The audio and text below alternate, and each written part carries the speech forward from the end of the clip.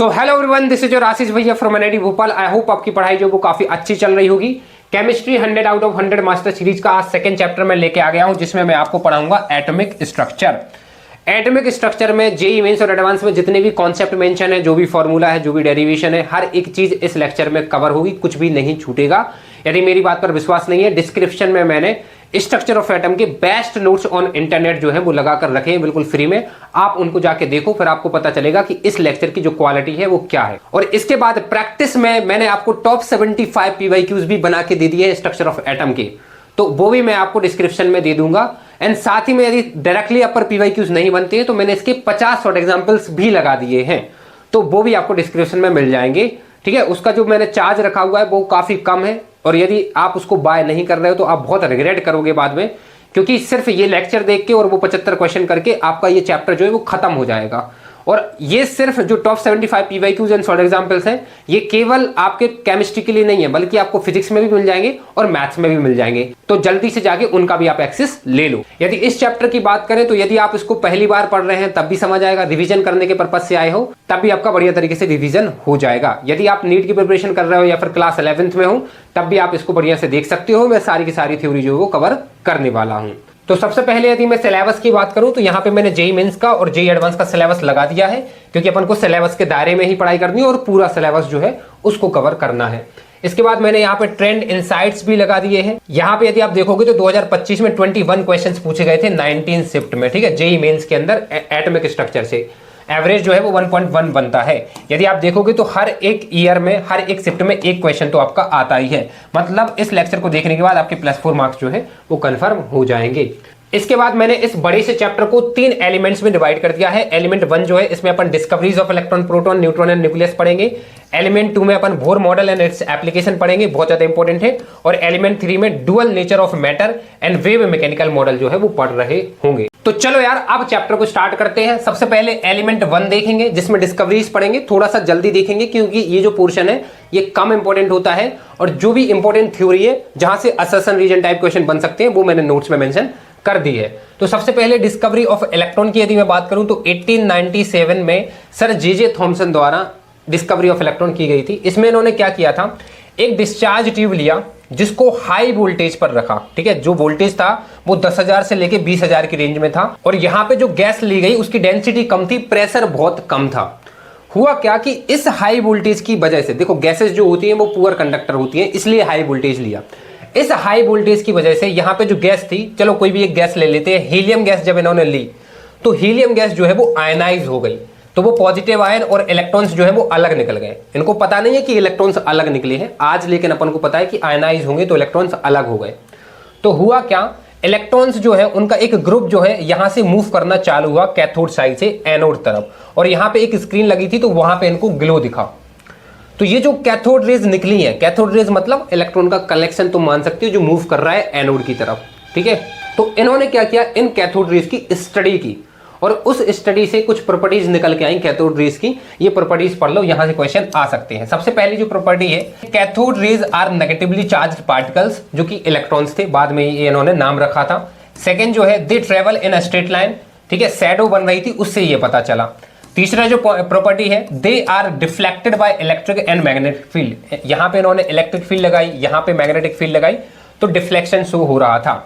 And चौथा है, they cause fluorescence on zinc sulphide screen. ठीक है, यहां पे ग्लो हो रहा था। ठीक है, और फिफ्थ जो है, they have mass and momentum. ये थोड़ा सा इंपॉर्टेंट है। ये कैसे पता चला, इन्होंने एक पैडल व्हील जो है वो रास्ते में रख दिया, मतलब जो ट्यूब है उसके अंदर इन्होंने एक पैडल लगा दिया, तो ये रोटेट कर रहा था। अब देखो, यदि ये कोई इलेक्ट्रोमैग्नेटिक रेडिएशन होता तो रेडिएशन में तो कोई पार्टिकल होते नहीं है, फोटोन्स होते हैं, तो ये रोटेट नहीं होना चाहिए था, लेकिन रोटेट हुआ। इसका क्या मतलब है, ये जो कैथोड रे है ये पार्टिकल से मिलकर बनी थी। ठीक है, जो नेगेटिव चार्ज है। एंड इसके बाद छठवा जो है, their properties are independent of gas used in cathode material. बहुत ज्यादा इंपॉर्टेंट पॉइंट है, यहां से क्वेश्चन आ ही सकता है। देखो इसमें यदि इन्होंने हीलियम गैस ली, हाइड्रोजन गैस ली, नियोन गैस ली, सारी गैसेस ये इन्होंने जो है अलग अलग गैसेस पर एक्सपेरिमेंट कंडक्ट किया और कैथोड भी चेंज किया, तब भी ये जो प्रॉपर्टीज थी ये चेंज नहीं हुई थी। इसका मतलब ये जो कैथोड रे है, इनका जो कॉन्स्टिट्यूट पार्टिकल था वो फंडामेंटल पार्टिकल था, वो सभी गैसेस में प्रेजेंट था। और सिंस ये नेगेटिवली चार्ज था तो बाद में इन्होंने इनका नाम दिया इलेक्ट्रॉन, जो कि नेगेटिवली चार्ज पार्टिकल था। तो इस तरीके से आपके इलेक्ट्रॉन की डिस्कवरी हुई थी। इसके बाद इंपॉर्टेंट चीज जो है वो ये है कि थॉमसन ने क्या किया, मैग्नेटिक फील्ड और इलेक्ट्रिक फील्ड का बैलेंस बनाकर E/m रेशियो जो है वो कैलकुलेट कर लिया। ये बहुत इंपॉर्टेंट है, मतलब पूरी जो बेसिक है ना वो यही है E/m रेशियो। और इसी एक्सपेरिमेंट से जो है वो निकल आया इस फॉर्मूला का यूज करके, जहां पे ये ऊपर वोल्टेज है, ये मैग्नेटिक फील्ड है और ये जो सर्कल है उसकी रेडियस थी, यहां से E/m रेशियो निकल आया। इसके बाद क्या हुआ, थोड़ा आगे चल के मिलिकन्स ऑयल ड्रॉप एक्सपेरिमेंट, ये एनसीईआरटी में मेंशन है। इस एक्सपेरिमेंट से इलेक्ट्रॉन पर जो चार्ज है, मतलब जो E की वैल्यू थी वो निकल आई। तो इन्होंने क्या किया था, थॉमसन ने E/m रेशियो निकाल दिया और इस एक्सपेरिमेंट ने जो चार्ज था इलेक्ट्रॉन का वो निकाल दिया। इसके बाद डेफिनेटली मास जो है वो आराम से कैलकुलेट किया जा सकता है, क्योंकि ये वैल्यू पता है, ये वैल्यू पता है, तो इजीली मास ऑफ इलेक्ट्रॉन जो है वो कैलकुलेट किया जा सकता था। तो electron charge, mass of electron जो है वो निकल आया। इसके बाद अपन को अब एक और एक्सपेरिमेंट जो है वो देखना है, जो कि गोल्डस्टीन ने कंडक्ट किया था। 1886 की बात है, using perforated cathode tube. Perforated का क्या मतलब होता है कि जो कैथोड थे उसमें छोटे छोटे होल्स थे, तो यहां से जो पॉजिटिव आयंस आ रहे थे इन्हीं होल से जो है वो क्रॉस हो रहे थे और पीछे स्क्रीन लगी थी, तो उसी स्क्रीन पर ग्लो जो है वो ऑब्जर्व हुआ। बिल्कुल सिमिलर जैसा अपन ने कैथोड रेज पढ़ी थी, जो कैथोड रे जो ट्यूब था उसमें जो अपन एक्सपेरिमेंट पढ़ा था, बिल्कुल वैसा ही है। देखो यार, अपन ने उसमें क्या पढ़ा था कि जो हीलियम गैस है, जैसे एग्जाम्पल के लिए, तो ये हीलियम पॉजिटिव बनी थी और यहां से इलेक्ट्रॉन्स निकले थे, ये आयनाइज हुई थी। तो यहां से आपके जो इलेक्ट्रॉन्स थे वो मूव कर रहे थे एनोड की तरफ, पॉजिटिव चार्ज की तरफ। तो ऑब्वियसली जो आपके पॉजिटिव चार्ज हैं ये आपके कैथोड की तरफ मूव करेंगे, ठीक है। तो इन्हीं जो पॉजिटिव चार्ज का जो आयंस का जो कनेक्शन है उन्हीं को अपन ने कैनाल्स रे बोला। फिर इसके बाद कैनाल्स रे की जो प्रॉपर्टीज है वो उनकी स्टडी की गई। तो प्रॉपर्टीज जो है वो ये निकल कर आई, जिसमें सबसे पहली जो प्रॉपर्टी है वो यही है, कैनाल्स रे आर पॉजिटिवली चार्ज पार्टिकल। क्यों पॉजिटिवली चार्ज? क्योंकि ये कैथोड की तरफ जो है वो मूव कर रही थी। दूसरा जो पॉइंट है, they travel from anode to cathode direction through perforated cathode, ठीक है। पॉजिटिवली चार्ज थी और एनोड से कैथोड की तरफ मूव करती थी। तीसरा जो पॉइंट है, they are deflected by electric and magnetic fields opposite to cathode rays, ठीक है। मतलब जैसे जो कैथोड रेज थी वो जिस डायरेक्शन में मैग्नेटिक और इलेक्ट्रिक फील्ड की तरफ जो है वो बेंड हो रही थी, ये उसके अपोजिट में हो रही है, क्योंकि इनका जो चार्ज है वो अपोजिट है। वो नेगेटिवली चार्ज थी, ये पॉजिटिवली चार्ज थी, तो obviously opposite to cathode ray experiment जो है उसके अपोजिट ही होंगी। इसके बाद फोर्थ की यदि मैं बात करूं, their mass and charge depend on the gas used in the tube. बहुत ज्यादा इंपॉर्टेंट है। जो अपन ने अभी कैथोड रे एक्सपेरिमेंट पढ़ा था उसमें अपन ने ये देखा था कि जो मास और जो चार्ज था वो इंडिपेंडेंट था किसी भी टाइप ऑफ गैस पर, नेचर ऑफ गैस पर, या फिर कैथोड का जो मटेरियल था उस पर। क्यों? क्योंकि इलेक्ट्रॉन फंडामेंटल पार्टिकल था। लेकिन इसमें जो पॉजिटिव चार्ज है, जैसे हीलियम पॉजिटिव हो गया, या फिर आपका हाइड्रोजन पॉजिटिव हो गया, या फिर आप नियोन पॉजिटिव ले लो, ऑब्वियसली इनके मास अलग अलग होंगे, क्योंकि ये फंडामेंटल पार्टिकल्स नहीं है। ये प्रोटॉन भी नहीं है, प्रोटॉन क्योंकि फंडामेंटल पार्टिकल है। लेकिन अभी जो कैनाल्स रे पढ़ रहे हैं, यहां से प्रोटॉन की डिस्कवरी नहीं हुई। अभी आगे एक एक्सपेरिमेंट देखेंगे, वहां से प्रोटॉन डिस्कवर हुआ, क्योंकि ये तो सिंपल जो पॉजिटिव चार्ज थे, इलेक्ट्रॉन निकलने के बाद जो चार्ज बचे थे वो यहाँ पे मूव कर रहे थे, वही कंस्टिट्यूट होकर आपके कैनाल्स रे जो है उनका फॉर्मेशन हुआ है उनसे। तो यहाँ पे आप देखो, नियोन का मास अलग होगा, नियोन पॉजिटिव का, हाइड्रोजन पॉजिटिव का अलग होगा, हीलियम पॉजिटिव का अलग होगा। तो मास जो है वो अलग अलग गैस के लिए अलग अलग है। क्यों? क्योंकि ये फंडामेंटल पार्टिकल्स नहीं है। फिफ्थ पॉइंट की यदि मैं बात करूं, they are heavier than electrons. Obviously electrons का मास तो बिल्कुल नेग्लिजिबल होता है, इनका मास अच्छा खासा होता है। छठवां जो पॉइंट है, they produce fluorescence when striking certain material, ठीक है। यहाँ से होल से क्रॉस होके यहाँ पे ZnS स्क्रीन लगाई गई थी, तो यहाँ पे ग्लो जो है वो ऑब्जर्व हो रहा था। तो ये आपकी कैनाल्स रे थी। यहाँ से असर्शन रीजन टाइप क्वेश्चंस बन सकते हैं। चलो अब इसके बाद बात करते हैं रदरफोर्ड्स न्यूक्लियर रिएक्शन, ठीक है, 1919। यहां से एक्चुअली में आपका जो प्रोटॉन है वो डिस्कवर हुआ था, ठीक है, इस रिएक्शन के थ्रू।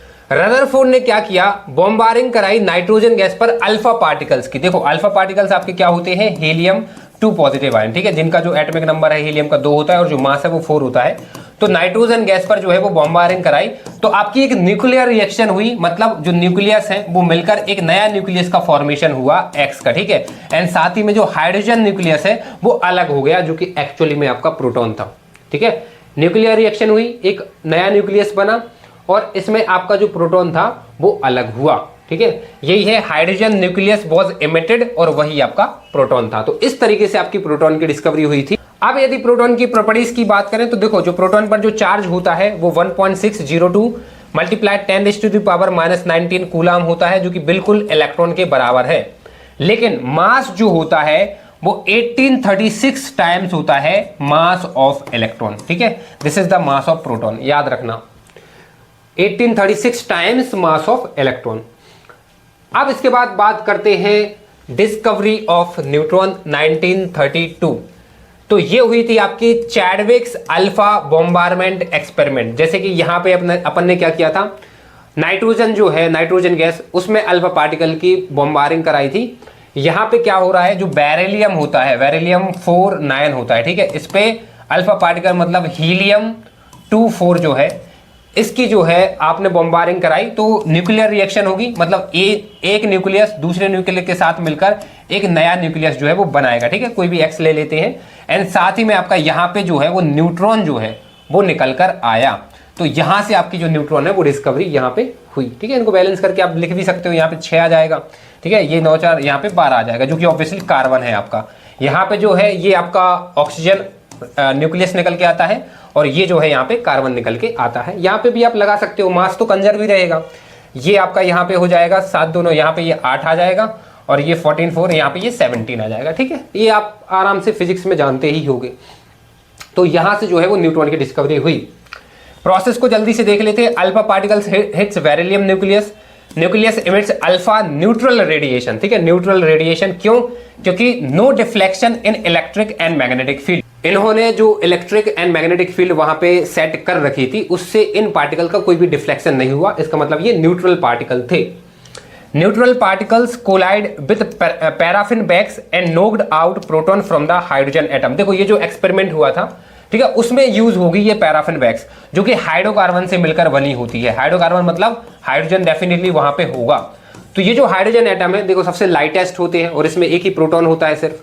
तो जो न्यूट्रॉन है इन हाइड्रोजन, ये जो हाइड्रोजन एटम था, यहां से प्रोटॉन जो है उनको निकाल देते थे। देखो यहां पे आप पढ़ोगे भी ये, they emitted proton from wax collision proves particle nature. ठीक है, मतलब जो न्यूट्रॉन थे वो कोलिजन करते थे इस पैराफिन बैग्स वाले जो हाइड्रोजन है उससे, और वहां से हाइड्रोजन का जो प्रोटॉन है वो निकाल देते थे।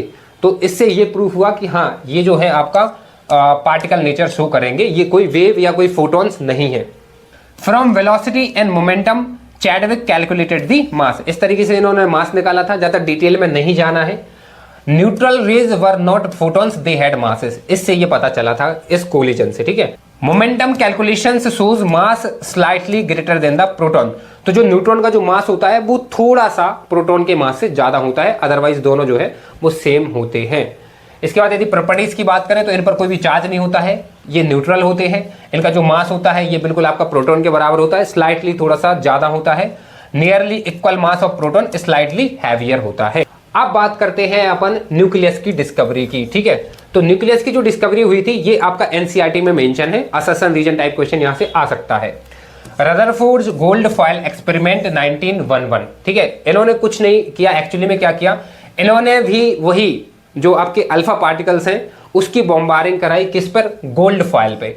एक बहुत ही थिन गोल्ड फॉयल जो है इन्होंने ली, बहुत ज्यादा थिन, और उस पर अल्फा पार्टिकल की बॉम्बारिंग कराई। अब एग्जैक्टली यहां पे क्या हुआ, थोड़ा प्रोसेस जो है उसको समझ लेते हैं। देखो, ये आपका रेडियो एक्टिव सोर्स है। ठीक है, radio active source alpha particle helium 2 positive. ठीक है, ये आपके यहाँ पे गोल्ड फॉयल है और यहाँ पे इन्होंने स्क्रीन लगा रखी है, जिससे ये पता चले कि यहाँ से जो पार्टिकल्स है वो कहाँ कहाँ आपके स्ट्राइक हुए हैं।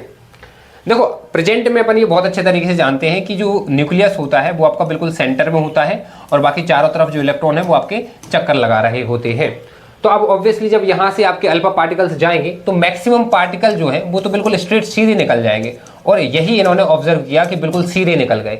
बाकी कुछ पार्टिकल न्यूक्लियस से टकरा के 180 डिग्री पर वापस आ गए, और कुछ कुछ जो एजेस से टकराए होंगे वो इस तरीके से डेविएट हो गए। तो इससे ये इन्होंने कंक्लूजन बनाया कि जो पूरा मास है वो सेंटर में एक बहुत छोटे से पोर्शन में है, और बाकी जो एटम है वो बहुत ज़्यादा उसमें स्पेस जो है वो खाली है। और ये बिल्कुल अपन यहाँ पे समझ भी सकते हैं क्योंकि कुछ ही जो है वो 180 डिग्री पर लौटे हैं और कुछ ही डेविएट हुए हैं, अदरवाइज सारे के सारे जो हैं आपके यहाँ पे बिल्कुल स्ट्रेट जो है वो जा रहे हैं और स्क्रीन पर बिल्कुल स्ट्रेट जो है उनको वो मिल रहा था, कोई भी एंगल जो है वो नहीं आ रहा था, बिल्कुल 0 डिग्री जो है वहां पे आपको डेविएशन दिख रहा था। वही यहाँ पे लिखा हुआ है, Rutherford discovered nucleus using alpha particle scattering experiment, most alpha particles passed through foil, atom is mostly empty spit. इससे ये कंक्लूजन निकला। Small angle deflection, concentrated positive charge, ठीक है, जो पॉजिटिव चार्ज है ना वो हाईली कंसंट्रेटेड है, इससे ये पता चला। Rare large angle rebound, small dense nucleus, सिर्फ कुछ ही ऐसे थे जो 180 डिग्री पर वापस आए, जिससे ये पता चला कि हाँ ये छोटा भी है और साथ ही में डेंस भी है। And nucleus contain almost all masses of the atom, पूरा जो मास होता है वो न्यूक्लियस में ही होता है। तो ये थी आपकी discoveries of electron, proton, neutron and nucleus. अब इसके बाद बात करते हैं एटॉमिक स्पीसीज की, ठीक है, एटॉमिक स्पीसीज।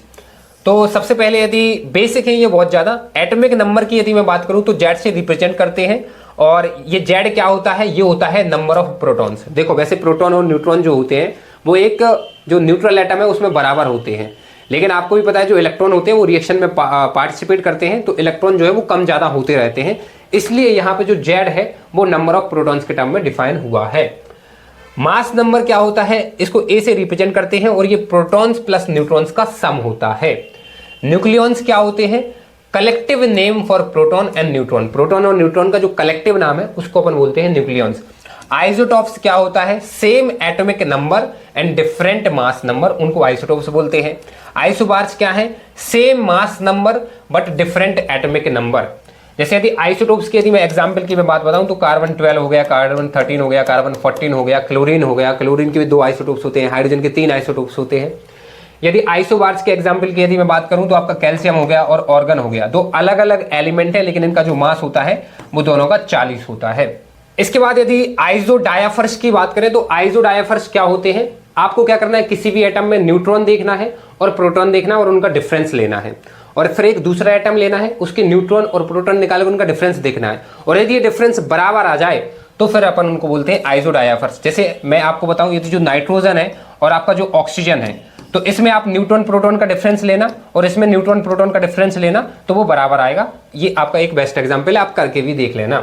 इसके बाद यदि मैं आइसोटोन की यदि मैं बात करूं तो आइसोटोन क्या होते हैं, same neutron number but different आपका एटॉमिक मास होना चाहिए और डिफरेंट एटॉमिक नंबर होना चाहिए। मतलब 2 ऐसे एलिमेंट जिनका एटॉमिक मास और एटॉमिक नंबर अलग अलग है लेकिन उनमें जो नंबर ऑफ न्यूट्रॉन है वो बराबर हों, तो उनको अपन बोलते हैं आइसोटोन्स। इसके बाद यदि आइसोटर्स की बात करें तो ये क्या होते हैं, different species with same number of atoms and electron, मतलब जो नंबर ऑफ एटम्स है और इलेक्ट्रॉन्स है वो बराबर होना चाहिए। जैसे एग्जांपल के लिए यदि मैं आपको बताऊं तो जो कार्बन मोनोऑक्साइड होती है CO और जो आपकी नाइट्रोजन गैस होती है, यदि इनके मॉलिक्यूल्स को देखोगे तो इसमें आपके 2 एटम है, इसमें भी आपके 2 एटम है।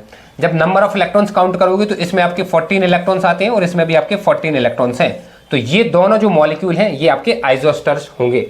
इसके बाद आइसो इलेक्ट्रॉनिक स्पीसीज तो बहुत अच्छे तरीके से जानते हैं, जिसमें नंबर ऑफ इलेक्ट्रॉन्स जो है वो आपके बराबर हों। तो ये छोटी छोटी टर्म्स हैं, बहुत सिंपल तरीके से आप समझ सकते हो। तो चलो यार अब आगे बढ़ते हैं, अब पढ़ते हैं एटॉमिक मॉडल्स। तो देखो यार, इलेक्ट्रॉन, प्रोटॉन जो है और जो न्यूट्रॉन ये डिस्कवर हो चुके हैं और अब डिफरेंट साइंटिस्ट आके एटम का मॉडल बनाते हैं कि एटम जो है वो दिखता कैसा है, एटम है कैसा, उसके अब मॉडल्स बनेंगे।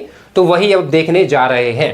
सबसे पहले यदि मैं थॉमसन एटॉमिक मॉडल की बात करूं तो थॉमसन ने जब मॉडल बनाया था तब न्यूक्लियस डिस्कवर नहीं हुआ था, तो इन्होंने कैसा मॉडल दिया था, इनका जो मॉडल था postulate, atom is a sphere of positive charge in which number of electrons are embedded. Simple है, इन्होंने एक ऐसा न्यूक्लियस बनाया और इसमें जो पॉजिटिव चार्ज भी है इसमें इलेक्ट्रॉन्स भी है, ऐसे पॉजिटिव चार्ज और इलेक्ट्रॉन्स जो है वो पूरे इस स्फीयर में जो है वो एम्बेडेड है। जैसे वाटरमेलन होता है, उसमें जो उसके सीड्स होते हैं ब्लैक ब्लैक, उनको उन्होंने इलेक्ट्रॉन माना था और बाकी जो रेड वाला पार्ट है उसको उन्होंने प्रोटॉन माना था, जो कि ऑब्वियसली गलत है।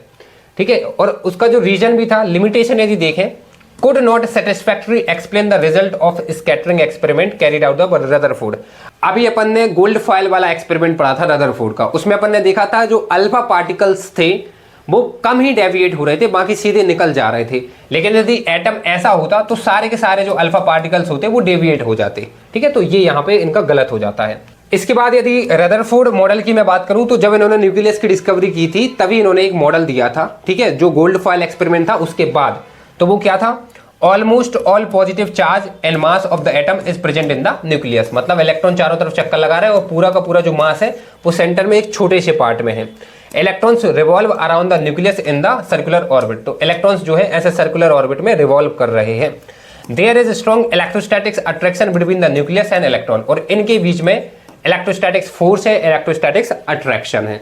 तो ये इनका मॉडल था। इसके लिमिटेशन क्या है, could not explain stability and electronic structure of atom. तो ये जो लिमिटेशन है, जब अभी बोर थ्योरी पढ़ेंगे, बोर मॉडल पढ़ेंगे, तब आपको ये भी समझ में आ जाएगा, ठीक है, अभी आगे पढ़ेंगे। और बोर मॉडल जो है ये सबसे ज़्यादा इंपॉर्टेंट होता है। और बोर मॉडल समझने के लिए आपको कुछ डेवलपमेंट समझने पड़ेंगे, आपको डुअल नेचर जो है ऑफ रेडिएशन वो समझना पड़ेगा। बाकी बोर मॉडल अभी आगे पढ़ाएंगे, लेकिन उससे पहले ये बेसिक्स हैं उसके, तो पहले बेसिक्स देख लेते हैं। और याद रखना Bohr model is super important, तो उसके लिए पहले बेसिक्स पढ़ लेते हैं। तो सबसे पहले बात करते हैं nature of light and electromagnetic radiation, ठीक है। सबसे पहले तो देखो जो इलेक्ट्रोमैग्नेटिक रेडिएशन है ये आपका वेव नेचर भी शो करता है और ये पार्टिकल नेचर भी शो करता है। तो पहले अपन एक्सपेरिमेंट्स पढ़ेंगे जिससे ये प्रूफ हुआ कि हाँ ये वेव नेचर शो कर रहा है। फिर इसके बाद अपन एक्सपेरिमेंट्स पढ़ेंगे जिससे ये प्रूफ होगा कि हाँ ये पार्टिकल नेचर कर रहा है। तो ये फिर फाइनली निकल के आएगा कि हाँ जो आपका इलेक्ट्रॉन है या फिर कोई भी पार्टिकल होता है, जो इलेक्ट्रोमैग्नेटिक जो रेडिएशंस होते हैं, ये आपका डुअल नेचर होता है। इसका वेव की तरह भी बिहेव करता है और पार्टिकल्स की तरह। और अभी बिल्कुल थ्योरीज पढ़ेंगे तो ये कंफर्म हो जाएगा कि कैसे करता है। सबसे पहले यदि मैं वेव नेचर की बात करूं तो when electrical charged particle moves under acceleration, याद रखना एक्सेलरेशन होना जरूरी है, ठीक है, एक्सीलरेटेड चार्ज पार्टिकल होना जरूरी है। तो alternative electrical and magnetic field produced and transmitted in the form of wave called electromagnetic wave और इलेक्ट्रोमैग्नेटिक रेडिएशन। बहुत सारे बच्चों को रेडिएशन समझ नहीं आता है, लेकिन ये बहुत सिंपल है। देखो जब कोई भी चार्ज पार्टिकल जो है, जैसे फॉर एग्जांपल चलो हीलियम 2 पॉजिटिव ही ले लो, इसको यदि तुम एक्सेलरेट करोगे, एक्सेलरेट मतलब वेलोसिटी चेंज होना चाहिए, तो एक्सेलरेट जब तुम करोगे तो होता क्या है कि ये यदि इसकी डायरेक्शन है प्रोपोगेशन की, मतलब इस तरीके से हीलियम 2 पॉजिटिव जो है वो आगे बढ़ रहा है, ठीक है, तो ऑब्वियसली इस एक्सेलरेशन की वजह से इलेक्ट्रिक फील्ड भी जनरेट होगी और मैग्नेटिक फील्ड भी जनरेट होगी। वो कैसे होता है, ये आपकी है यहाँ पे इलेक्ट्रिक फील्ड परपेंडिकुलर होगी प्रोपोगेशन के, और जो मैग्नेटिक फील्ड है वो इस तरीके से आपकी जनरेट होगी। ये जेड डायरेक्शन में है, मतलब जेड एक्सिस में, और ये आपकी बाय एक्सिस में है यदि आपकी प्रोपोगेशन जो है वो एक्स है। तो याद रखना तीनों परपेंडिकुलर है आपस में। तो इस तरीके से आगे बढ़ते हैं और ये क्या है, ये वेव है आपकी, ठीक है ना, इलेक्ट्रोमैग्नेटिक रेडिएशन। अभी अपन इसका पार्टिकल नेचर भी प्रूफ करेंगे, ठीक है, कि ये पार्टिकल की तरह भी बिहेव कर रहे हैं। तो थोड़ा सा देखते चलो। अब सिंस ये वेव है तो ये आपके फॉर्मूला तो बिल्कुल अप्लाई हो ही जाएंगे। जो आपकी फ्रीक्वेंसी होती है, ये आपकी फ्रीक्वेंसी है, वेलोसिटी नहीं, frequency equals to c by lambda, जहां पे ये स्पीड ऑफ लाइट है और ये आपकी वेव लेंथ है। और एक और चीज अपन बहुत अच्छे तरीके से जानते हैं, जो फ्रीक्वेंसी होती है वो 1 अपॉन टाइम पीरियड भी होती है, ठीक है। तो velocity of light equals to frequency multiply wavelength. अब इसके बाद बात करते हैं इलेक्ट्रोमैग्नेटिक स्पेक्ट्रम। देखो यार बहुत सारे बच्चे इस स्पेक्ट्रम वर्ड से जो है ना वो डरते हैं, लेकिन देखो अभी अपन ने देखा कि रेडिएशंस क्या होते हैं, और रेडिएशंस बहुत प्रकार के हो सकते हैं, या फिर जो इलेक्ट्रोमैग्नेटिक वेव्स हैं वो बहुत प्रकार की हो सकती हैं। तो उनको स्टडी करने के लिए या तो उनको तुम डिक्रीजिंग ऑर्डर ऑफ फ्रिक्वेंसी लिख दो, या फिर इंक्रीजिंग ऑर्डर ऑफ फ्रिक्वेंसी, या फिर वेवलेंथ के अकॉर्डिंग भी तुम उनको अरेंज कर सकते हो, इंक्रीजिंग ऑर्डर ऑफ वेवलेंथ या फिर डिक्रीजिंग ऑर्डर ऑफ वेवलेंथ। तो फिर वो जो आपने अरेंज किया है उसी को स्पेक्ट्रम बोलते हैं। जैसे अभी आप अपन क्लासिफिकेशन ऑफ एलिमेंट्स पढ़ेंगे तो उनको स्टडी करने के लिए उनको पीरियोडिक टेबल में अरेंज कर दिया, ऐसे ही इनको बढ़िया तरीके से समझने के लिए एक लाइन से अरेंज कर दिया, उसी को स्पेक्ट्रम बोलते हैं। जैसे यहां पे आप देख लो, ये तुम्हारा बढ़िया तरीके से इलेक्ट्रोमैग्नेटिक स्पेक्ट्रम है। यहां पे देखो यदि आप इस तरफ जा रहे हो तो आपकी जो फ्रीक्वेंसी है वो आपकी डिक्रीज हो रही है, और यदि इस तरफ फ्रीक्वेंसी डिक्रीज हो रही है तो आपकी जो वेवलेंथ है वो इंक्रीज होगी। मतलब इस तरफ जाने पे आपकी जो वेवलेंथ है वो इंक्रीज हो रही है, ठीक है। ये थोड़ा सा यहाँ पे मिस्टेक हो गई है, ठीक है। ये 100 m जो है वो इस तरफ आएगा, ठीक है, 100 m इस तरफ आएगा, और जो 1 pm है वो आपका इस तरफ आएगा। मतलब इस नीचे वाले ऑर्डर को रिवर्स कर देना है। नोट्स में ये मैं करेक्ट कर दूंगा, क्योंकि देखो अपन ने अभी ये फॉर्मूला देखा है ना, यहाँ पे जो फ्रीक्वेंसी होती है वो इनवर्सली प्रोपोर्शनल टू लैम्डा होती है। मतलब यदि वेवलेंथ बढ़ेगी तो फ्रीक्वेंसी कम होना चाहिए। बट यहाँ पे थोड़ी सी मिस्टेक हो गई है। फ्रीक्वेंसी यदि इस तरफ कम हो रही है तो वेवलेंथ इस तरफ बढ़ना चाहिए, बट यहाँ पे थोड़ा गलत है, तो ये ऑर्डर एक्चुअली में ऐसे रिवर्स हो जाएगा। ठीक है, तो इन्होंने अरेंज कर दिया और इसको आपको याद करना पड़ेगा। ठीक है, यहाँ पे देखो पहले आपकी आती हैं गामा रेज, फिर एक्स रेज आती हैं, फिर अल्ट्रावायलेट रेज आती हैं, फिर आपका विजिबल रीजन है, फिर आपका इंफ्रारेज है, फिर माइक्रोवेव्स है और फिर रेडियो वेव है। और यहाँ पे बढ़िया से मैंने एक ट्रिक भी लगा रखी है, और ट्रिक जो है वो है आपकी गाड़ी एक्सयूवी इन माई रेंज, गाड़ी एक्सयूवी इन माई रेंज। ठीक है, गाड़ी का जो जी है यहाँ से आ जाएगी गामा रेज, इससे आ जाएगी आपकी एक्स रेज, ये आपकी है यहाँ पे अल्ट्रावायलेट रेज, यहाँ पे आपका ये विजिबल रीजन आ जाएगा। और विजिबल के अंदर भी अपन को बहुत अच्छे से आता है विव गेयर। ठीक है, ये भी आता है विव गेयर, ये विजिबल के अंदर आता है, वॉयलेट से लेके रेड तक आप जा रहे हो। इसके बाद आपकी इन से इंफ्रारेज आ जाएंगी, फिर माई के एम से माइक्रोवेव्स आएंगी और रेंज से यहाँ से रेडियो वेव्स आ जाएंगी। ठीक है, और याद रखना इस तरफ जैसे आप जा रहे हो तो आपकी फ्रीक्वेंसी डिक्रीज हो रही है और आपकी जो वेवलेंथ है वो इंक्रीज हो रही है। ये बहुत इंपॉर्टेंट है और ये मैं नोट्स में इंप्रूव कर दूंगा, सुधार दूंगा, तो आप वहां से याद कर लेना। यहां से क्वेश्चन डायरेक्टली उठ के आ सकता है, आप इससे इसको याद कर सकते हो। यहाँ पे आपको जो विजिबल रीजन है उनके कलर दिए गए हैं और उनकी करस्पॉन्डिंग वेवलेंथ भी दी गई है। जब आपकी जो वेवलेंथ है वो 740 से लेके 625 नैनोमीटर होगी तब आपको जो कलर दिखेगा वो रेड कलर दिखेगा। ठीक है, इस तरीके से आप यहाँ पे देख सकते हो। इनको याद करने का तरीका है विव गायर। ठीक है, विव गायर मतलब आपका इस तरफ जाने पे लैम्डा जो है वो इंक्रीज हो रहा है, बढ़िया तरीके से याद कर लेना। इसके बाद जेई अलर्ट की यदि मैं बात करूं, in vacuum all types of electromagnetic radiation regardless of their wavelength travel at the same speed that is 3 × 10⁸ तो ठीक है, जो वैक्यूम होता है उसमें सभी रेडिएशन सेम वेलोसिटी के साथ मूव करते हैं। ये होती है 3 लाख मीटर पर सेकेंड। इसके बाद second point, unlike sound waves and water waves electromagnetic wave do not require medium and can move in vacuum. ठीक है, जो इलेक्ट्रोमैग्नेटिक वेव होती हैं, जो रेडिएशन होते हैं, वो आपके वैक्यूम में भी मूव कर सकते हैं। जैसे ऑब्वियसली आपका जो लाइट है जो सन से आ रहा है यहाँ तक, तो सन की जो लाइट है उसमें भी तो आपके इलेक्ट्रोमैग्नेटिक रेडिएशन है, लेकिन वैक्यूम से क्रॉस होके, स्पेस से क्रॉस होके यहाँ तक आ रहे हैं, तो इसका मतलब वो आपके वैक्यूम में भी मूव कर सकते हैं। अब इसके बाद बात करते हैं particle nature of electromagnetic radiation. तो अपन ने अभी वेव नेचर तो समझ लिया है, और अभी जब आप फिजिक्स में वेव ऑप्टिक्स पढ़ते हो तो उसमें डिफ्रैक्शन भी है, उसमें आपका इंटरफेरेंस है, तो ये सब आपके वेव नेचर से ही होते हैं। लेकिन जो इलेक्ट्रोमैग्नेटिक वेव होती है वो आपका पार्टिकल नेचर भी शो करता है, और ये थोड़ा सा समझना जरूरी है, क्योंकि डाइजेस्ट हो जाता है wave nature but particle nature digest नहीं होता है। तो वो भी थोड़ा सा समझ लेना कि जो रेडिएशंस होते हैं वो पार्टिकल नेचर कैसे शो करते हैं। तो देखो यार, सबसे पहले तो wave theory successfully explain the phenomena of interference and diffraction but it was unable to explain. तो इंटरफेरेंस, डिफ्रैक्शन वगैरह सब वेव थ्योरी से एक्सप्लेन हो गया, लेकिन the nature of emission of radiation from hot bodies, black body radiation, ये explain नहीं हो पाया। Ejection of electron from metal surface, photo electric effect, ये वेव नेचर से एक्सप्लेन नहीं हो पाया। And line spectra of atom, ये भी वेव नेचर से नहीं हो पाया, ये आपके पार्टिकल नेचर से एक्सप्लेन होंगे। तो अब वही अपन पढ़ने जा रहे हैं। तो सबसे पहले बात करते हैं ब्लैक बॉडी रेडिएशन की। उससे पहले ये समझ लो कि ब्लैक बॉडी क्या होती है। तो ब्लैक बॉडी जो होती है ये 100% रेडिएशन को एब्जॉर्ब करती है जो भी इस पर फॉल होते हैं। ठीक है, जैसे ये ब्लैक बॉडी है तो जितने भी रेडिएशन इस पे आ रहे हैं सारे के सारे रेडिएशन को ये एब्जॉर्ब करेगी, और जब इसको तुम हीट करोगे तो सारे के सारे जो रेडिएशन है इसको ये इमिट भी करेगी। बिल्कुल इक्वली एंड अपोजिट चीज है। यदि 100% एब्जॉर्ब कर रही है तो हीट करने पे 100% इमिट भी करना चाहिए। और तीसरा यदि आप पढ़ोगे, ठीक है, ये सेकंड तो बता ही दिया है, तीसरा यदि आप पढ़ोगे, डज नॉट रिफ्लेक्ट और ट्रांसमिट एनी रेडिएशन। यदि इससे कोई भी रेडिएशन जो है वो फॉल हो रहा है तो वो ट्रांसमिट नहीं होना चाहिए, कि यदि यहां से रेडिएशन आ रहा है और ये यहां से निकल जाए, ये नहीं होना चाहिए।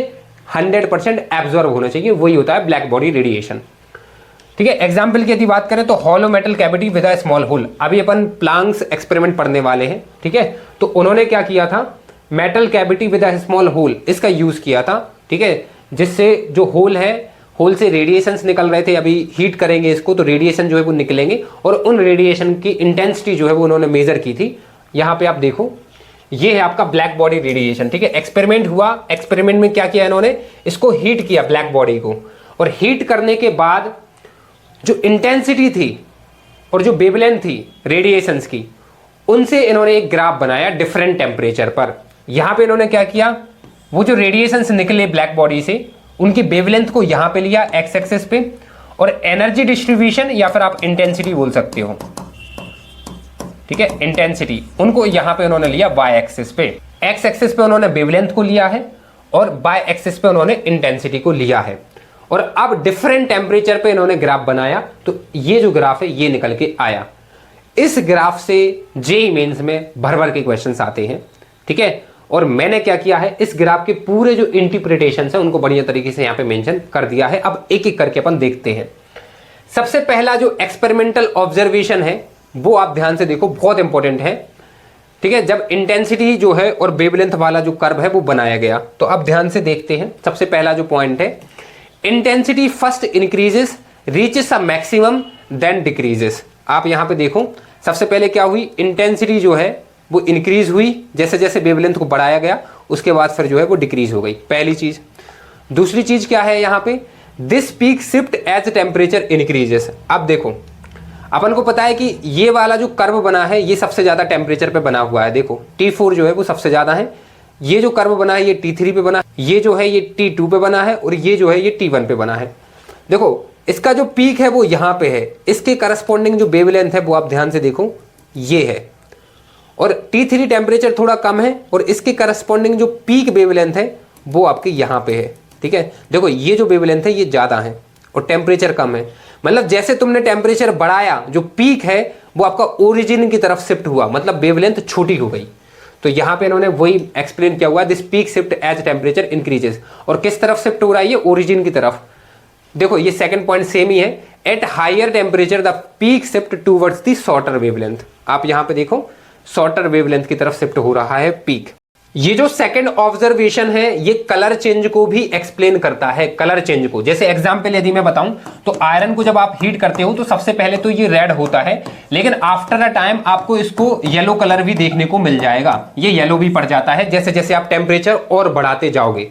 अब आपको ये पता है कि जो रेड कलर होता है इसकी लैम्डा ज्यादा होती है आपकी येलो कलर की लैम्डा से, मतलब जो वेवलेंथ ऑफ येलो कलर है वो छोटी होती है रेड कलर की वेवलेंथ से। और यहां पे आप देख भी सकते हो कि जैसे जैसे टेम्परेचर बढ़ाते हो तो वेवलेंथ जो है वो डिक्रीज हो जाती है। तो यहाँ पे टेम्परेचर बढ़ाया, येलो कलर हो गया, मतलब वेवलेंथ जो है वो आपकी डिक्रीज हो गई। तो ये जो सेकंड ऑब्जर्वेशन है ये आपका कलर चेंज भी एक्सप्लेन करता है। तीसरे यदि आप देखोगे, तीसरा क्या बोल रहा है, energy is not equally distributed over wavelength. यदि इक्वली डिस्ट्रीब्यूटेड होती तो जो कर्व मिलता वो अपन को स्ट्रेट लाइन मिलता, लेकिन कर्व जो है वो आप देख सकते हो ऐसा बना हुआ है।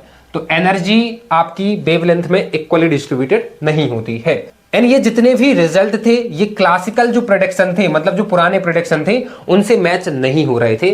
जैसे यदि आप यहाँ पे देखोगे तो ये था आपका ये जीन्स लॉ। जीन्स लॉ क्या बोलता था, जो इंटेंसिटी होती है वो डायरेक्टली प्रोपोर्शनल होती है 1/λ⁴, जो कि आपका इस ऑब्जर्वेशन से गलत हो जाएगा, क्योंकि यदि आप लैम्डा को इंक्रीज करोगे तो आपकी इंटेंसिटी कम होना चाहिए, बट आप यदि इस कर्व को देखोगे तो ऐसा नहीं हो रहा है, पहले इंटेंसिटी बढ़ रही है फिर डिक्रीज हो रही है। तो ये आपका जो क्लासिकल प्रेडिक्शन था ये गलत हो गया। इसके बाद यदि आप बीन्स डिस्प्लेसमेंट लॉ को देखोगे, ये लॉ क्या बोलता है, यही है आपका ये जो ऑब्जर्वेशन सेकंड था, at higher temperature the peak shifts toward shorter wavelength, यही आपका डिस्प्लेसमेंट लॉ है। ये सही भी है, लेकिन इन्होंने जो कांस्टेंट दिया था वो आपका गलत हो जाता है, और वो कब गलत होता है वो मैं आपको बता दे रहा हूं। देखो इन्होंने क्या बोला था, temperature multiplied by lambda max जो है वो कांस्टेंट होता है। लैम्डा मैक्स क्या है, wavelength of the radiation that makes the greatest contribution to the energy density. देखो अपन ने ये देखा है यहाँ पे energy is not equally distributed to over wavelength, ये अभी अपन ने देखा है, अदरवाइज स्ट्रेट लाइन मिलता। तो ऐसी वेवलेंथ जो एनर्जी में सबसे ज्यादा कंट्रीब्यूट करती है उस लैम्डा मैक्स का यदि तुम टेम्परेचर के साथ मल्टीप्लाई करोगे तो वो हमेशा कांस्टेंट आएगा, और उस कांस्टेंट की जो वैल्यू है वो 2.9 मिलीमीटर केल्विन होना चाहिए, ठीक है। तो ये सही होता है, लेकिन ये आपका गलत हो जाता है जब आपकी वेवलेंथ जो है वो बहुत बड़ी बड़ी हो जाती है। लॉन्गर वेवलेंथ के लिए ये जो कांस्टेंट है इतना नहीं रहता, तो लॉन्गर वेवलेंथ के लिए इनका जो मैथमेटिकली ये जो कांस्टेंट था ये गलत हो जाता है, शॉर्टर के लिए सही रहता है। तो ये आपका था एक्सपेरिमेंटल ऑब्जर्वेशन, यहां से जेईई मेंस में काफी क्वेश्चंस आते। और ये चीज मैंने यहां पर मेंशन भी कर दी है, no classical theory could explain the full curve, this open the gate for the quantum theory. और फिर यहां से प्लांक्स ने अपनी क्वांटम थ्योरी जो है वो दी थी।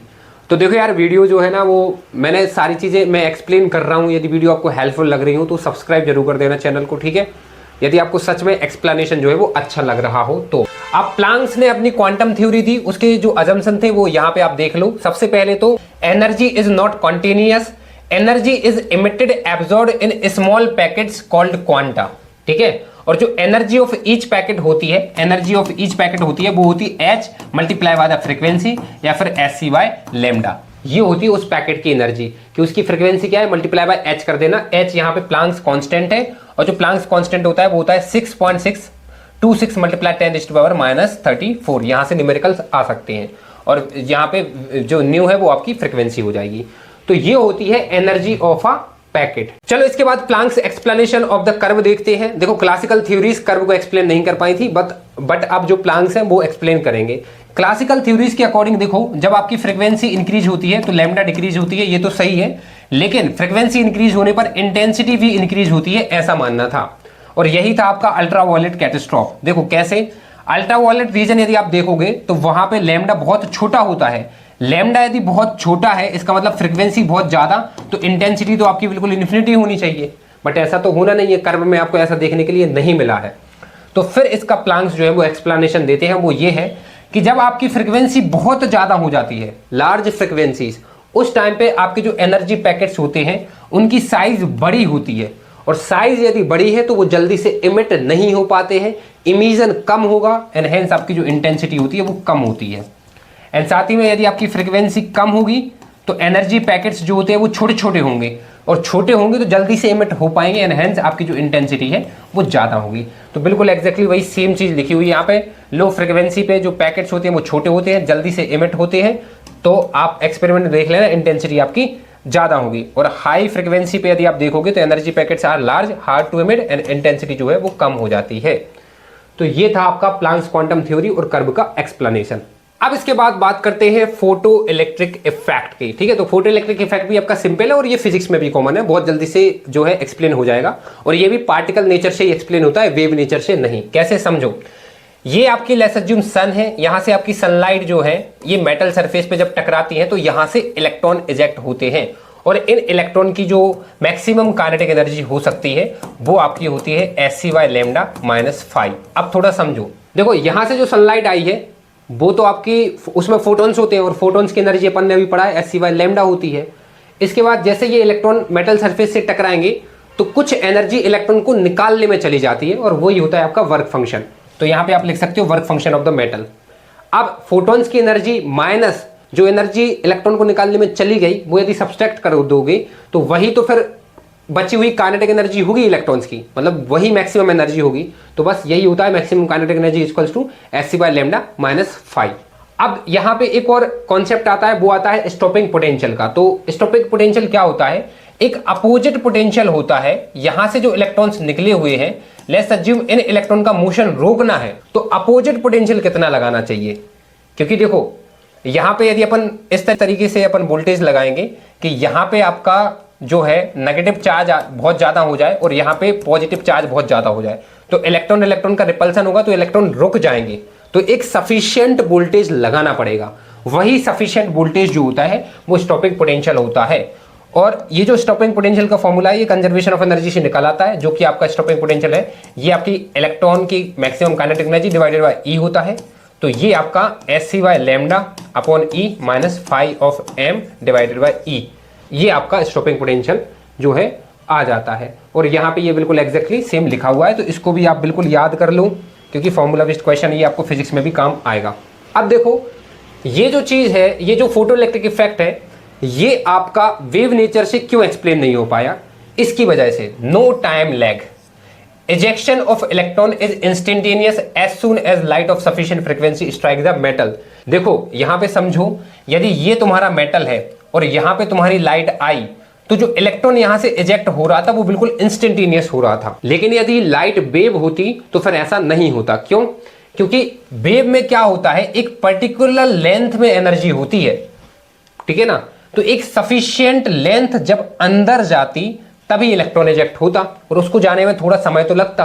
जो वेव्स होती हैं उनकी लेंथ में एनर्जी होती है। जब आपने वेव चैप्टर भी पढ़ा होगा फिजिक्स में, तो वहां पे एनर्जी ऑफ वेव्स नहीं पढ़ी होगी, वहां पे आपने energy per unit length of the wave पढ़ा होगा, क्योंकि कितनी लेंथ में कितनी एनर्जी है।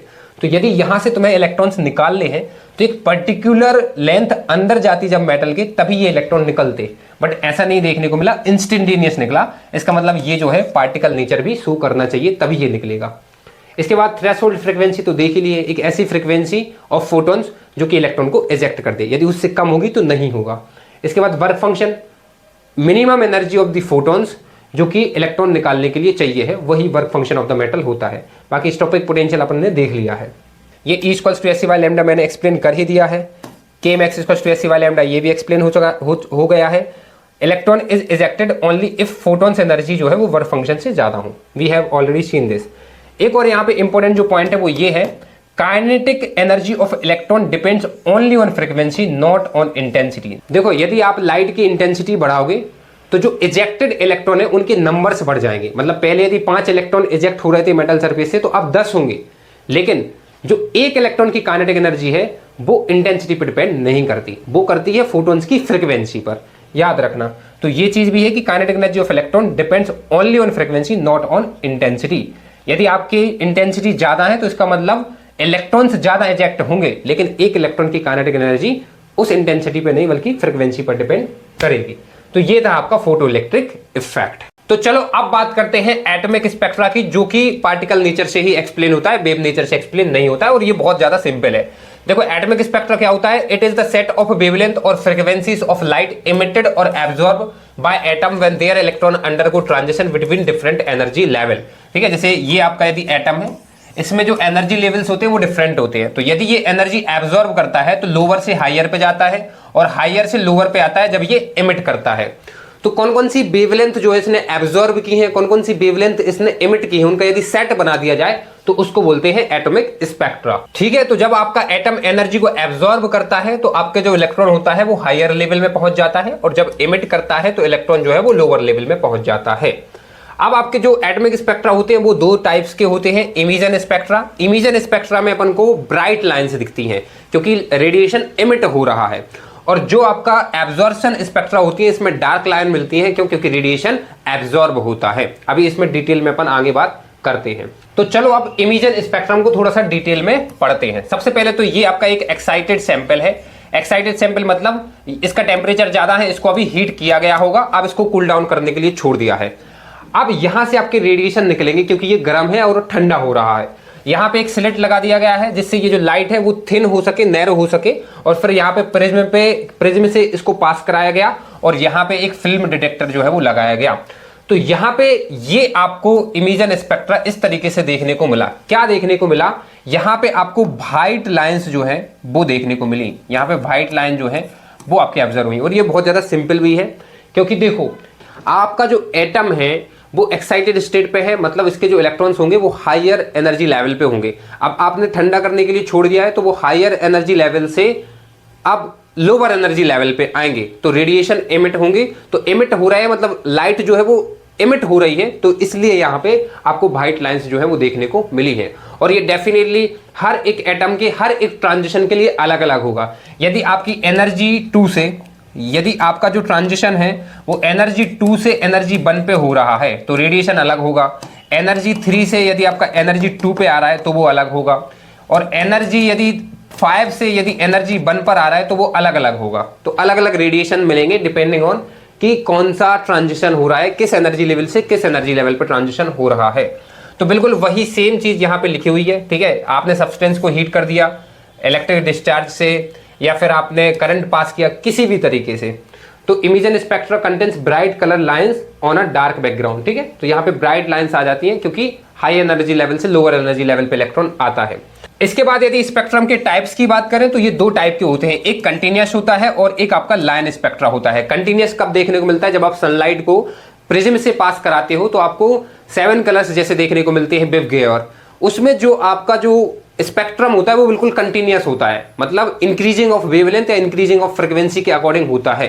ठीक है, या फिर आप रेनबो में देख लो, रेनबो के जो कलर्स होते हैं वो भी आपके बिल्कुल कंटिन्यूअस स्पेक्ट्रा शो करते हैं। लेकिन अभी अपन ने जो एग्जांपल देखा था ये इमिशन स्पेक्ट्रा या फिर absorption spectra of the atom, ठीक है, यहाँ पे देखो एक्साइटेड एटम्स, इस केस में अपन को लाइन स्पेक्ट्रा देखने को मिलता है क्योंकि या तो ब्राइट लाइंस मिल रही है या फिर डार्क लाइन, और वो कंटिन्यूअस नहीं होती है। तो ये दो प्रकार के आपके हो सकते हैं।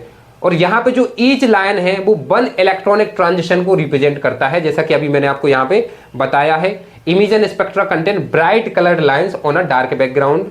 और लाइन स्पेक्ट्रा क्या होता है? कैरेक्टरिस्टिक्स ऑफ द एलिमेंट, मतलब कोई भी एलिमेंट है उसका जो लाइन स्पेक्ट्रा होगा वो यूनिक होगा, मतलब सोडियम है तो सोडियम का अलग होगा, पोटेशियम है तो पोटेशियम का अलग होगा। तो ये था आपका इमेजन स्पेक्ट्रा। तो अब इसके बाद बात करते हैं एब्जॉर्प्शन स्पेक्ट्रा की। ये बिल्कुल अपोजिट होगा। जैसे यहाँ पे इन्होंने एक व्हाइट लाइट सोर्स लिया है, ये आपका सैंपल है। जब व्हाइट लाइट इससे पास होगी तो इस व्हाइट लाइट की कुछ कुछ वेवलेंथ ये जो सैंपल है उसके एटम एब्जॉर्ब कर लेंगे। तो यहाँ पे जब आप फिल्म डिटेक्टर पर देखोगे तो वहां पे ब्लैक लाइंस आ जाएंगी। देखो यहाँ पे व्हाइट लाइंस आ गई थी क्योंकि इलेक्ट्रॉन्स हायर से लोअर में आ रहे थे तो रेडिएशन एमिट हो रहे थे।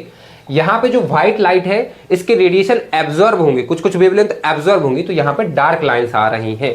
ठीक है, तो ये था आपका, यहाँ पे डेफिनेशन बिल्कुल सेम लिखी हुई है, की पॉइंट्स भी मैंने समझा दिए हैं, वही है आपके। जे अलर्ट और समझ लो थोड़ा सा। Absorption and emission spectra are complementary to each other. A line missing in absorption spectra will appear in the emission spectra. देखो यहाँ पे जिस पॉइंट में डार्क लाइन बन रही थी यहाँ पे ब्राइट लाइन बनेगी उसी पॉइंट पे, उसी ट्रांजिशन पे। ठीक है, तो ये दोनों कॉम्प्लीमेंट्री होते हैं कि इस स्पेक्ट्रा में जहां पे डार्क लाइन है इस स्पेक्ट्रा में वहां पे ब्राइट लाइन होगी। तो ये था आपका पूरा स्पेक्ट्रा और ये पार्टिकल नेचर से ही एक्सप्लेन होता है। अब इसके बाद फाइनली बात करते हैं बोर मॉडल की। तो चलो सबसे पहले बात करते हैं बोर्स के पोस्टुलेट्स की। ठीक है, ये समझ लो काफी ज्यादा इजी है आपके। सबसे पहले क्वांटाइज्ड ऑर्बिट का इन्होंने दिया था। जैसे आपका ये न्यूक्लियस है तो इलेक्ट्रॉन इस न्यूक्लियस के चारों तरफ रिवॉल्व करते हैं फिक्स्ड ऑर्बिट में। ठीक है, जिनको एनर्जी लेवल भी बोलते हैं। ये देखो एनर्जी लेवल भी बोल सकते हैं या फिर आप उनको सेल्स बोल दो।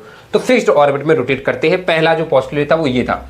सेकेंड जो पोस्टुलेट है ये इंपॉर्टेंट है, no energy loss while moving in a permanent orbit an electron does not radiate energy। देखो क्लासिकल थ्योरीज क्या एक्सप्लेन नहीं कर पाई थी, वो ये एक्सप्लेन नहीं कर पाई थी कि यदि इलेक्ट्रॉन जो है वो रिवॉल्व कर रहा है न्यूक्लियस के चारों तरफ तो कभी ना कभी तो इलेक्ट्रॉन की एनर्जी जो है वो खत्म हो जाएगी, तो वो न्यूक्लियस में कोलैप्स हो जाएंगे इलेक्ट्रॉन्स। तो इस तरीके से तो फिर एटम जो है वो एग्जिस्ट ही नहीं करेगा। तो यही आंसर जो है वो क्लासिकल थ्योरीज नहीं दे पा रही थी। फिर आंसर जो है वो अब बोर ने दिया कि जब इलेक्ट्रॉन इन ऑर्बिट में रिवॉल्व करता है तो रेडिएट एनर्जी करता ही नहीं है, तो अब कोलैप्स नहीं होगा। तो ये चीज इन्होंने ऐसे हटाई थी। इसके बाद तीसरा जो पॉइंट है वो है एनर्जी एब्जॉर्प्शन एंड इमिशन।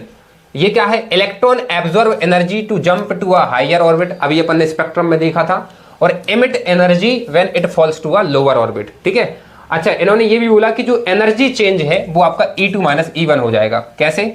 मतलब जैसे यहाँ पे आपका इलेक्ट्रॉन जो है वो पहले इस E1 में है और अब इलेक्ट्रॉन जो है वो लाइट एब्जॉर्ब करके E2 में पहुंच गया, तो यहां पर आपकी जो एनर्जी चेंज आएगा वो आपका सिंपली E2 माइनस E1 हो जाएगा। E2 माइनस E1 इस तरीके से आप निकाल सकते हो। ठीक है, और ऑब्वियसली ये जो एनर्जी चेंज आएगा यहां से जो फोटॉन्स निकलेंगे, उनकी एनर्जी के बराबर ही होगा। तो ये एनर्जी चेंज कुछ नहीं है बल्कि H मल्टीप्लाई बाय फ्रीक्वेंसी या फिर SC बाय लैम्डा तुम कर सकते हो, जहां पे ये जो लैम्डा या जो फ्रीक्वेंसी है ये फोटॉन्स की फ्रीक्वेंसी है जो यहां से रेडिएट हुए हैं। इसके बाद यदि फोर्थ की बात करें तो ये है आपका एंगुलर मोमेंटम क्वांटाइजेशन। मतलब इन्होंने ये बोला था कि केवल वही ऑर्बिट एग्जिस्ट कर सकती है जिनमें इलेक्ट्रॉन का जो एंगुलर मोमेंटम है वो h/2π का इंटीग्रल मल्टीपल होना चाहिए। ठीक है, NH/2π होना चाहिए, जहां पे n जो है वो आपका इंटीजर होगा।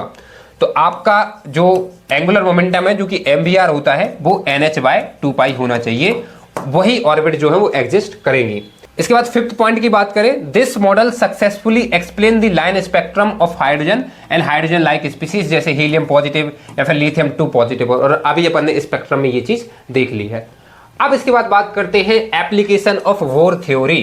तो देखो ये जो फॉर्मूले है ना, यहां से क्वेश्चन आ सकते हैं, लेकिन इन फॉर्मूले को ड्राइव करना बहुत ज्यादा सिंपल है, वो मैं आपको बता दे रहा हूं। देखो इनको ड्राइव करने के लिए आपको बस अपने माइंड में 3 इक्वेशन को रखना है। यदि आप इन 3 इक्वेशन को अपने दिमाग में रखोगे तो बहुत आराम से हर एक चीज तुम ड्राइव कर पाओगे, चाहे वो एनर्जी हो, चाहे kinetic energy, potential energy, total energy, आपकी रेडियस हो गई या फिर आपका टाइम पीरियड हो गया, फ्रीक्वेंसी हो गई, हर चीज आप निकाल सकते हो इलेक्ट्रॉन की। कैसे? सबसे पहला तो पॉइंट अभी अपन ने देखा है, जो एंगुलर मोमेंटम होता है वो NH/2π होता है, जहां पे n यहाँ पे क्या था आपका ऑर्बिट नंबर, पहली ऑर्बिट या दूसरी ऑर्बिट, किस ऑर्बिट में आपका इलेक्ट्रॉन जो है वो मोशन कर रहा है। दूसरी जो चीज है वो है आपका सेंट्रीफ्यूगल फोर्स जो है वो अपन जानते हैं mv²/r होता है, ठीक है, सेंट्रीपिटल फोर्स mv²/r होता है। तीसरा जो पॉइंट है वो है इलेक्ट्रोस्टैटिक्स फोर्स। अब ऑब्वियसली यहाँ पे ये न्यूक्लियस है आपका और ये इलेक्ट्रॉन यदि ऐसे मोशन कर रहा है तो यहाँ पे इलेक्ट्रोस्टैटिक्स फोर्स लगेगा, जो कि अपन बहुत अच्छे से जानते हैं 1/4πε0, ठीक है, Q1 Q2 / r² होता है। और यहाँ पे आपका जो Q1 Q2 है वो अपन निकाल सकते हैं 1/4πε0, ठीक है। यहाँ पे Q1 क्या है, इलेक्ट्रॉन, और Q2 क्या है, प्रोटॉन है, नंबर ऑफ प्रोटॉन, ठीक है। तो number of protons upon n ले लेते हैं, जितने भी नंबर ऑफ प्रोटॉन होंगे कितने होंगे, Z के बराबर होंगे, ये अपन जानते हैं। नंबर ऑफ प्रोटॉन जो है वो Z के बराबर होंगे और उन पे जो चार्ज होगा वो इलेक्ट्रॉन के ही बराबर होता है, तो E की वैल्यू रख देना, डिवाइडेड बाय अपना आ जाएगा यहाँ पे r², ठीक है। तो ये आपकी इक्वेशन नंबर 3 हो गई। एक और आप याद रखना वो है आपकी पोटेंशियल एनर्जी, ठीक है। पोटेंशियल एनर्जी आपकी क्या होती है, KQ1 Q2 / r, यही होती है। तो यहाँ पे अपन K की वैल्यू 1/4πε0 होती है और Q1 जो है वो आपका E है और यहाँ पे ये ZE आ जाएगा, डिवाइडेड बाय आपका यहाँ पे R हो जाएगा, ठीक है। तो ये यहाँ से आप पोटेंशियल एनर्जी निकालोगे। सबसे पहले आपको रेडियस निकालनी है, तो आप इन 3 इक्वेशन का यूज करो, पहली दूसरी तीसरी आपकी रेडियस निकल आएगी। फिर इसके बाद आपको वेलोसिटी निकालनी होगी, तो यहाँ पे ये वेलोसिटी मेंशन है तो आप इसका यूज करके वेलोसिटी निकाल सकते हो। एक बार यदि आपकी वेलोसिटी आ गई तो आप काइनेटिक एनर्जी बहुत आराम से निकाल सकते हो। काइनेटिक एनर्जी होती है आपकी 1/2 mv²। वेलोसिटी निकल आई तो काइनेटिक एनर्जी निकल आएगी। पोटेंशियल एनर्जी का फॉर्मूला मैंने यहाँ पे आपको बता ही दिया है। इसके बाद यदि आपको फ्रीक्वेंसी निकालनी है या फिर आपको लैम्डा निकालना है या फिर आपको टाइम पीरियड निकालना है या फिर आपको वेव नंबर निकालना है, तो इसके लिए आप टोटल एनर्जी निकाल लो, kinetic energy plus potential energy, और एनर्जी इक्वल्स टू आपका SC/λ होता है या फिर आपका H × फ्रीक्वेंसी होता है। तो यहां से आपकी लैम्डा और फ्रीक्वेंसी मिल जाएगी। जो टाइम पीरियड होता है ये 1 फ्रीक्वेंसी होता है, तो यहां से निकल जाएगा, और जो वेव नंबर होता है ये आपका 1/λ होता है। तो हर एक चीज केवल इन 4 इक्वेशन से आपको पता चल जाएगी और वही यहाँ पे निकाली हुई है। सबसे पहले बोर्स रेडियस की बात करें तो ये जो रेडियस का फॉर्मूला है ये आता है, लेकिन ये याद नहीं करना है। उन्हीं 4 इक्वेशन का यूज करके आप आराम से कोई भी न्यूमेरिकल सॉल्व कर सकते हो।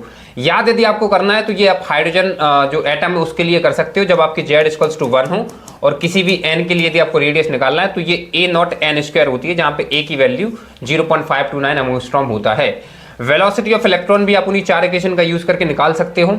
आपको याद करना है तो ये आप कर लो हाइड्रोजन के लिए, ठीक है। ये होता है आपका 2.18 × 10⁸ डिवाइडेड बाय n, ठीक है। ये नोट्स में मैं करेक्ट कर दूंगा। इसके बाद एनर्जी ऑफ इलेक्ट्रॉन की बात करें तो ये आपकी एनर्जी ऑफ इलेक्ट्रॉन होती है। यदि आपको याद करना है तो ये वाला आप याद कर लो, एनर्जी ऑफ एनी शेल जो होती है वो -13.6 Z²/n² होता है, ठीक है। यहाँ पे भी मैं n² ये करेक्ट कर दूंगा। ये होता है आपका इलेक्ट्रॉन वोल्ट पर एटम, ठीक है। तो ये होता है, ये आप जरूर याद करो, बहुत इंपॉर्टेंट है। इसके बाद ये भी फॉर्मूले हैं आपके। एनर्जी डिफरेंस का यदि फॉर्मूला निकालना है तो देखो ऑलरेडी अपन ने जो एनर्जी ऑफ द सेल है वो अपन ने पढ़ ली है, Z²/n² होता है। तो बस यहाँ पे n1 n2 रख दो तो आपका डिफरेंस निकल आएगा, ठीक है, इलेक्ट्रॉन वोल्ट में। और ये जो एनर्जी है ये कहीं ना कहीं फोटॉन्स की ही तो एनर्जी है। अपन ने फोटॉन्स की वहां पे भी अपन ने अभी ये पढ़ा हुआ था, जब यहाँ पे अपन ने ये देखा था, ये फॉर्मूला अपन ने पढ़ा था ना, E2 - E1 = hν। तो यहाँ पे E2 की वैल्यू रख दो, E1 की रख दो, तो ये आपकी यहाँ से फोटॉन्स की एनर्जी ही निकल रही है अल्टीमेटली, ठीक है। इसके बाद आपको ये एनर्जी रिलेशन भी याद रखने हैं, ये इंपॉर्टेंट है, ठीक है। जो टोटल एनर्जी होती है ये काइनेटिक एनर्जी के बराबर होती है, बस साइन जो होता है वो अपोजिट होता है, और पोटेंशियल एनर्जी की हाफ होती है, ये मैंने यहाँ पे भी लिख दिया है। इसके बाद इंपॉर्टेंट प्रोपोर्शनैलिटीज की यदि बात करें तो जो रेडियस है वो डायरेक्टली प्रोपोर्शनल टू n² है। अपन यहाँ पे ऑलरेडी ये देख चुके हैं, डायरेक्टली प्रोपोर्शनल टू n²। इसके बाद यदि आप वेलोसिटी की बात करें तो ये आपकी इनवर्सली प्रोपोर्शनल होती है। एनर्जी की यदि बात करें तो ये आपका n² के इनवर्सली प्रोपोर्शनल होती है। नेगेटिव साइन तो आप जानते ही हो, ठीक है। तो ये यहाँ पे फॉर्मूले लिखे हुए हैं सारे के सारे, आप बहुत आराम से उन 4 इक्वेशन का यूज करके निकाल सकते हो। तो इसके बाद अब बात करते हैं हाइड्रोजन स्पेक्ट्रम की, और ये आपको बहुत आसानी से समझ में आ जाएगा क्योंकि एटॉमिक स्पेक्ट्रम ऑलरेडी देख लिया है। अब यदि एटम आपका हाइड्रोजन होगा तो वो हाइड्रोजन स्पेक्ट्रम बन गया, और इसमें आपको सिंपल कुछ नहीं करना है, अलग अलग ट्रांजिशन में कौन सी वेवलेंथ बनेगी और उस वेवलेंथ की सीरीज को क्या नाम दिया गया, बस वो आपको पढ़ना है। तो ऑलरेडी ये अपन जानते हैं, स्पेक्ट्रम में देखा था, यदि आपका हायर एनर्जी लेवल n2 है और लोअर एनर्जी लेवल n1 है, यहां से यदि इलेक्ट्रॉन जाएगा तो रेडिएशन इमिट होगा, ठीक है। अब बात को थोड़ा सा समझने वाली जो है वो ये है, सीरीज ऑफ हाइड्रोजन स्पेक्ट्रम आपको समझना है। तो ये बहुत ज्यादा सिंपल है। जैसे आपका इलेक्ट्रॉन जो है वो n2 में यदि देखा जाए तो आपकी लेट्स अज्यूम n2 जो है वो 2 है या 3 है या 4 है, और यहां से इलेक्ट्रॉन जो है वो आपका n1 में आया, तो ये जो सीरीज बनेगी उसको बोलते हैं लाइमन सीरीज। थोड़ा इसको समझा दे रहा हूं, यदि नहीं आ रहा है समझ में, यहां से समझो इस डायग्राम से। ये आपका हो गया N1, ठीक है, ये आपका N2 हो गया, ये N3 है, ये N4 है, ये N5 है, ये एनर्जी लेवल्स है। अब इलेक्ट्रॉन यदि N2 से N1 पे आएगा तो यहां से कोई रेडिएशन निकलेगा, उसकी वैल्यू λ1 मान लेते हैं। N3 से अब आपका N2 पे आएगा तो यहां से अगेन रेडिएशन निकलेगा, इसको λ2 बोल दो। N4 से आपका N1 पे आया तो यहां से अगेन रेडिएशन निकलेगा, उसको λ3 बोल दो। इस तरीके से रेडिएशन इन्फिनिटी तक हो सकते हैं और ये जो सीरीज है इसको लाइमन सीरीज बोल दिया गया। इन रेडिएशन की सीरीज को लाइमन सीरीज बोल दिया गया। सेम यहां पे यदि आपका N3 से आपका N2 पे आया तो एक अलग लैम्डा होगा, N4 से N2 पे आया अलग लैम्डा होगा, N5 से N2 पे आया अलग लैम्डा होगा। तो वो जो रेडिएशन है उनकी सीरीज को अलग नाम दे दिया गया, जैसे इस केस में बामर सीरीज बोल दिया गया। ठीक है, बहुत सिंपल है, कॉन्सेप्चुअली देखोगे हर चीज बहुत सिंपल है। तो ये आपकी सीरीज होती है, बामर सीरीज हो गया, पास्कल सीरीज, आपका ब्रैकेट सीरीज, पी फंड और हम फेरी। तो ये याद रखना कि जो ट्रांजिशन है वो कैसे कैसे होता है, और रीजन भी याद रखना, जो लाइमन है वो अल्ट्रावायलेट में आता है और जो बामर होता है ना ये आपका विजिबल रीजन में लाया करता है। तो ये आपको याद होनी चाहिए, ठीक है, बाकी है सिंपल। इसके बाद ये रेडबर्ग फॉर्मूला और देख लो, जो कि बहुत ज्यादा सिंपल है, ऑलरेडी डेरिवेशन अपन देख ही चुके हैं। देखो अपन ने क्या किया था, जो डेल्टा ई वाला जो फॉर्मूला था वो निकाल लिया था यहाँ पे। अभी अपन ने जस्ट डेल्टा ई वाला जो फॉर्मूला है वो यहाँ पे निकाल लिया था, ये है डेल्टा ई, ठीक है। N1 13.6 Z स्क्वायर 1/N1 का स्क्वायर माइनस 1/N2 का स्क्वायर ई आया था। तो यदि तुम्हारा ये निकल चुका है यहाँ पे डेली, तो अब अपन को क्या करना है, जो डेली होता है ये तो SC/λ होता है, तो यहां से लैम्डा निकल आएगा आपका, और जो वेव नंबर होता है वो 1/λ होता है, ठीक है। तो वेवलेंथ से आपका जो है यहाँ पे वेव नंबर निकल के आ जाएगा, और यहाँ पे जब इसको आप सॉल्व करोगे तो एक कांस्टेंट मिलता है, उसको रेडबर्ग कांस्टेंट बोलते हैं, और उसकी वैल्यू जो है वो इतनी आती है। आप आसानी से इसको करके भी देख सकते हो, कोई बड़ी बात नहीं है। इसके बाद इन दो फॉर्मूले को और देख लेते हैं। ये जो दोनों फॉर्मूले हैं ये total number of emission spectrum lines निकालने के लिए यूज होता है। पहला जो फॉर्मूला है वो है आपका n(n-1/2), जहां पे ये जो n है वो एनर्जी लेवल है जहां से इलेक्ट्रॉन ग्राउंड लेवल पर आ रहा है। जैसे यदि आपका एनर्जी 2 से ग्राउंड लेवल पे आ रहा है तो n की वैल्यू 2 हो जाएगी, यदि एनर्जी 3 से ग्राउंड लेवल पे आ रहा है तो 3 हो जाएगी n की वैल्यू। और ये जो है यदि आपका N2 से N1 की तरफ आ रहा है इलेक्ट्रॉन, तो कितनी number of emission spectrum lines होंगी, उसके लिए अपन इस फॉर्मूले का यूज करेंगे, N2-N1 ब्रैकेट में N2-N1 + 1/2। तो यहां से नंबर ऑफ स्पेक्ट्रम लाइंस जो है वो निकल आएंगी, और ये आपकी जो सीरीज है वो मैंने समझा दिया है, और इस डायग्राम से ये बिल्कुल आपका क्लियर हो जाएगा, आप देख सकते हो। इसके बाद अब बात करते हैं जो बोर एटॉमिक मॉडल था उसके मेरिट्स की, तो फटाफट देख लेते हैं। सबसे पहला जो पॉइंट है एक्सप्लेन्ड स्टेबिलिटी ऑफ एटम, ठीक है। इन्होंने बोल दिया था कि जब इलेक्ट्रॉन रिवॉल्व करते हैं तो वो एनर्जी रेडिएट नहीं करते हैं, तो उससे स्टेबिलिटी ऑफ एटम जो प्रूफ हुई थी। सेकंड की बात करें, explain line spectrum of hydrogen accurately, अभी बात कर ली है। तीसरा जो है calculated energy levels of hydrogen like ion successfully, तो एनर्जी लेवल भी अपन ने देखे। Gave correct value for ionisation energies, ठीक है, आयनाइजेशन एनर्जी अभी पीरियोडिक टेबल पढ़ेंगे तो उसमें करेक्ट वैल्यूज आई थी यहाँ से। Introduced concept of quantized orbit, ठीक है, फर्स्ट क्वांटम मॉडल जो वो आया था, तो अभी एनर्जी लेवल्स भी स्टडी कर लिया है। और जो रेडबर्ग फॉर्मूला था वो भी प्रूफ हो गया था। तो रेडबर्ग ने ये जो फॉर्मूला निकाला था यहाँ पे, ये जो रेडबर्ग का फॉर्मूला है, देखो ये आपका क्वांटम थ्योरी से ही बाद में प्रूफ हुआ था, मतलब उन्होंने निकाला पहले था लेकिन क्वांटम थ्योरी से जब निकाला तो बिल्कुल सेम ही आया था।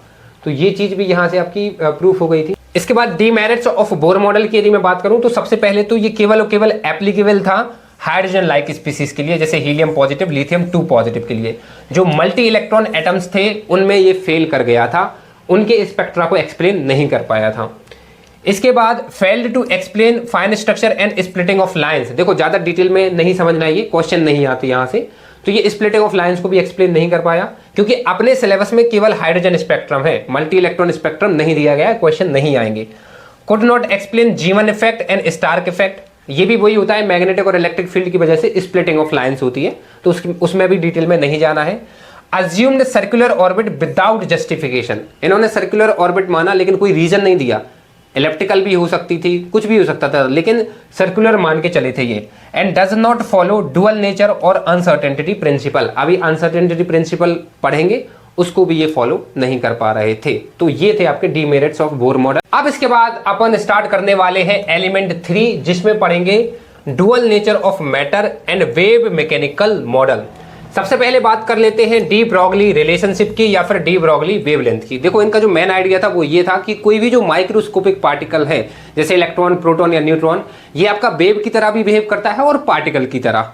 तो यही इनका मेन आइडिया था। इन्होंने क्या किया, E1 इक्वल्स टू mc² माना जो कि पार्टिकल नेचर से निकल के आया, और E2 equals to h frequency या फिर hc/λ जो कि वेव नेचर से निकल के आया, और दोनों को बराबर कर दिया क्योंकि दोनों पार्टिकल और वेव की तरह दोनों तरह बिहेव कर रहा था। तो यहां से जो लैम्डा निकल के आया h/p, यही आपका डी ब्रॉगली वेवलेंथ है। बहुत इंपॉर्टेंट फॉर्मूला है, काफी क्वेश्चंस आते हैं और फिजिक्स में भी ये काम आएगा। और इसके बहुत सारे रिलेशनशिप है। जैसे सबसे पहला जो रिलेशनशिप है वो काइनेटिक एनर्जी के साथ है। देखो जो मोमेंटम होता है वो होता है √2m काइनेटिक एनर्जी, ठीक है। तो आपकी जो लैम्डा थी वो h/p था, तो यहाँ पे जो p है ये रख देंगे तो काइनेटिक एनर्जी के टर्म में आ जाएगा। या फिर पोटेंशियल के टर्म में यदि तुम लोगों को निकालना है तो अभी अपन ने पढ़ा था जो काइनेटिक एनर्जी होती है वो आपका EV हो जाती है, ठीक है, फोटोइलेक्ट्रिक इफेक्ट में देखा था। तो यहाँ पे आपकी 2m, ये आपका EV मतलब इलेक्ट्रॉन वाला चार्ज, और ये है आपका पोटेंशियल, तो ये भी निकल के आ जाता है। सिंगल पार्टिकल के लिए यदि देखा जाए तो जो काइनेटिक एनर्जी होती है वो 3/2 kTb होती है, ये बोल्ट्जमैन कांस्टेंट है। तो जो लैम्डा की वैल्यू है वो आपकी ये निकल के आ जाती है। और यदि 1 मोल ऑफ गैस के लिए देखें तो जो काइनेटिक एनर्जी होती है वो 3/2 RT होती है, तो लैम्डा की वैल्यू जो है वो ये निकल के आ जाएगी। यहाँ पे इंपॉर्टेंट है, ये सिंगल पार्टिकल के लिए है और ये आपका 1 मोल ऑफ गैस के लिए है। तो ये डिफरेंट रिलेशनशिप याद रखो, ये पूरी केमिस्ट्री फिजिक्स में यूज होते हैं और क्वेश्चन आते हैं यहाँ से। तो आप इसके बाद बात करते हैं हाइजेनबर्ग अनसर्टेनिटी प्रिंसिपल, ठीक है। स्टेटमेंट की यदि बात करें, it is impossible to measure exact position, मतलब पोजीशन यहाँ पे है डेल एक्स आपका, एंड एग्जैक्ट मोमेंटम ये आपका डेल पी है, ऑफ अ पार्टिकल साइमल्टेनियसली। कोई भी यदि microscopic particle, electron, proton, neutron, आप साइमल्टेनियसली उनका जो मोमेंटम है या फिर उनकी जो पोजीशन है वो फाइंड आउट नहीं कर सकते, उसमें कुछ ना कुछ एरर होगा, अनसर्टेनिटी होगा, जिसको उन्होंने डेल एक्स और डेल पी बोला है। और इन्होंने इसका एक मैथमेटिकली फॉर्म भी बताया, error in position, error in momentum जो है वो ग्रेटर देन इक्वल होगा h/4π के, ठीक है। ये आपका मैथमेटिकल फॉर्म है। इसको आप वेलोसिटी फॉर्म में भी कन्वर्ट कर सकते हो क्योंकि जो मोमेंटम होता है वो मास इनटू वेलोसिटी होता है, तो ये भी आपका आ जाएगा। और एनर्जी टाइम में भी आप कन्वर्ट कर सकते हो, यदि आप इसको डेल टी से मल्टीप्लाई कर दो और डेल टी से आप डिवाइड कर दो, तो ये जो del p by del t है ये आपका हो जाता है force, change in momentum per unit time आपका फोर्स होता है। तो यहाँ पे ये जब फोर्स बनेगा और फोर्स मल्टीप्लाई डिस्प्लेसमेंट जो है वो आपका वर्क होता है, तो वर्क मतलब एनर्जी, तो यहाँ से आपका ये एनर्जी आ जाएगा, मल्टीप्लाई ये डेल टी, ये greater than equals to h/4π होगा।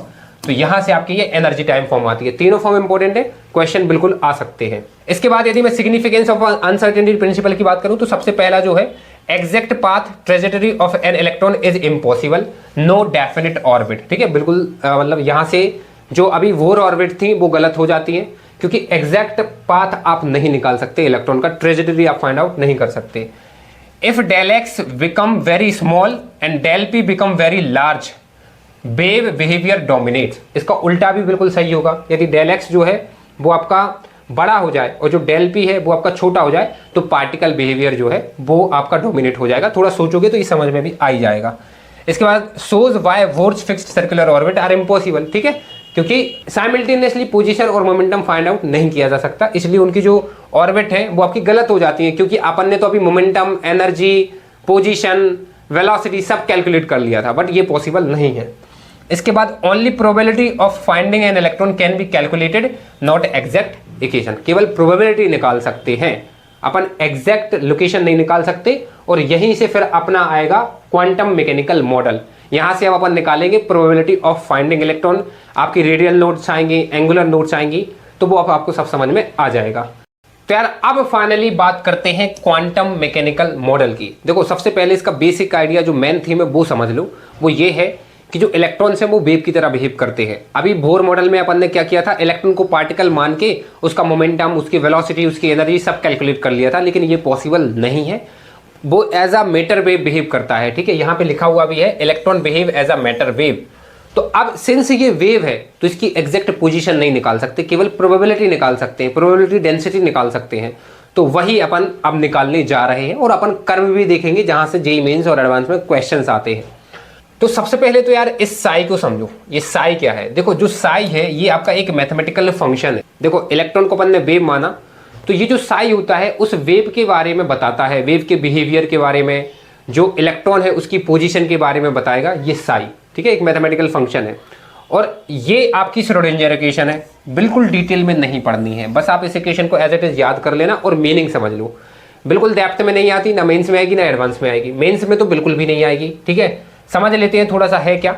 साई समझ लिया, एक मैथमेटिकल फंक्शन है जो वेव के बारे में बताता है, इलेक्ट्रॉन्स के बारे में बताता है। ये यहाँ पे आप देखो, सबसे पहले एक्स वाई और जो जेड है ये आपके कोऑर्डिनेट्स हो गए, ठीक है, क्योंकि जो इलेक्ट्रॉन है वो आपका 3D में किस तरीके से बिहेव करता है, 3D में उसकी पोजीशन कहाँ कहाँ होगी, तो ये आपके 3D कोऑर्डिनेट्स हो गए एक्स वाई जेड।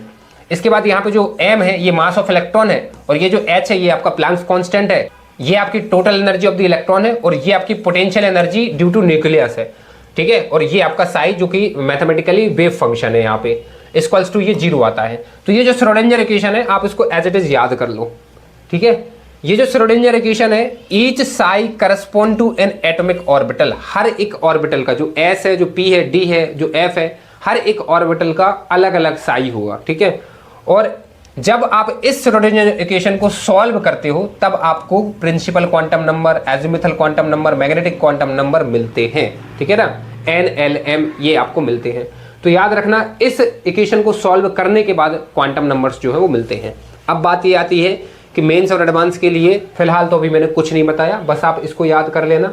साई क्या है, इंपॉर्टेंट चीज ये है कि साई का कोई भी फिजिकल सिग्निफिकेंस नहीं होता। जो साई स्क्वायर होता है ये आपको प्रोबेबिलिटी डेंसिटी जो है उसको रिप्रेजेंट करता है, ठीक है। Sai square is the probability of finding an electron. थोड़ा और आगे समझते हैं।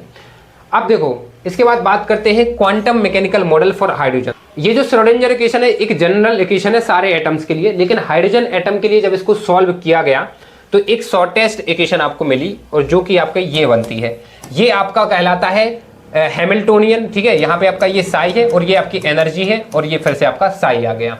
यहाँ पे एनर्जी को आप T प्लस वी भी लिख सकते हो, kinetic plus potential energy operator, ठीक है। ये याद रखना, आप ऐसा मत समझना कि ये कैंसिल हो जाएंगे, ये आपके ऑपरेटर है। जैसे फॉर एग्जाम्पल आप पढ़ते हो dx बाय dy, ठीक है, dx बाय dy, और यदि ये मैंने बराबर कर दिया, कुछ भी ले लो, लेट्स अज्यूम अपन ने ये इक्वेशन तो पढ़ी होगी dx इक्वल्स टू dy, तो इसका मतलब ये थोड़ी है d कैंसिल हो जाएगा, क्योंकि d यहाँ पे ऑपरेटर है। तो यहाँ पे जो साई है ये भी आपका ऑपरेटर है, इस तरीके से ये कैंसिल नहीं होंगे, ठीक है। तो इस तरीके से इसको सॉल्व कर लिया, यहां से भी क्वेश्चन नहीं आएंगे।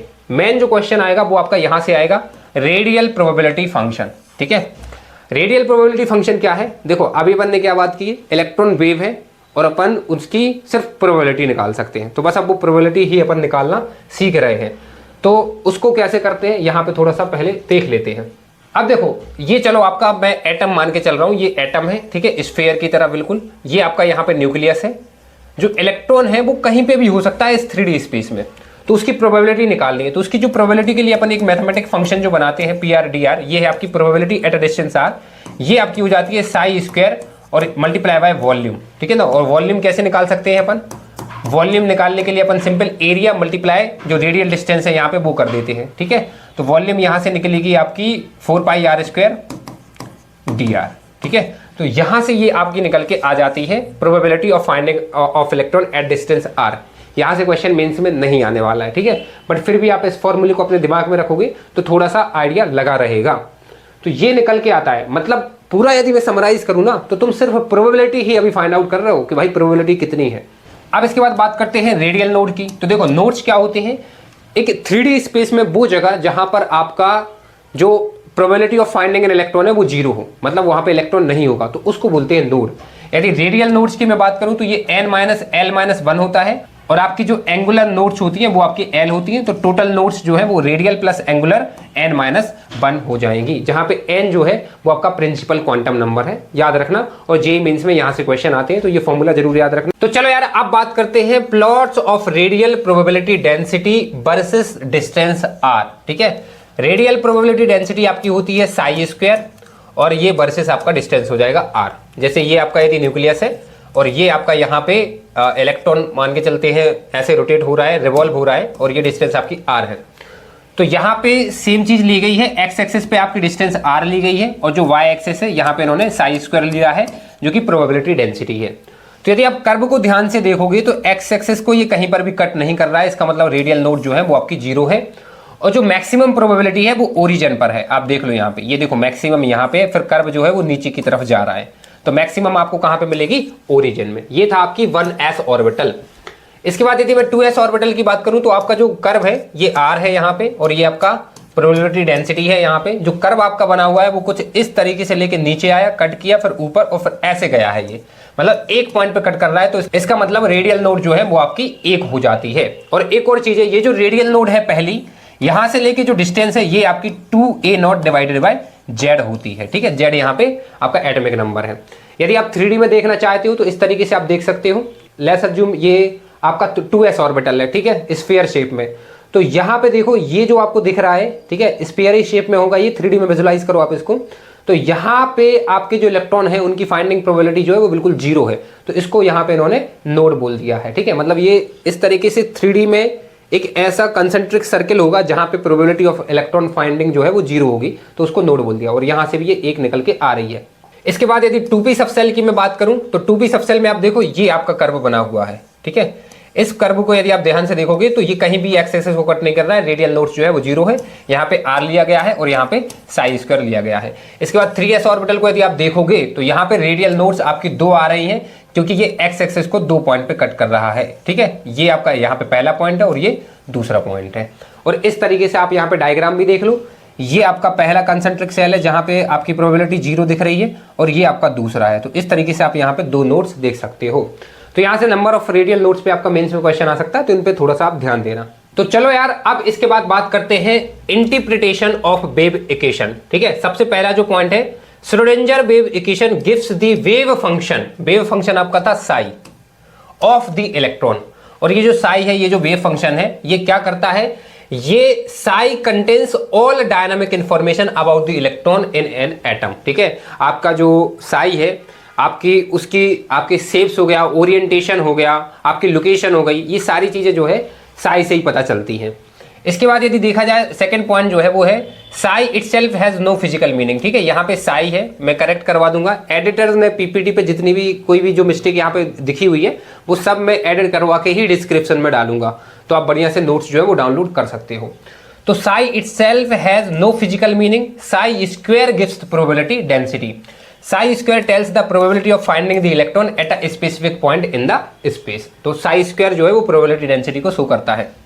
For a small radial thickness dr, probability is pr dr equals to psi square 4 pi r square dr, जो कि अपन देख चुके हैं।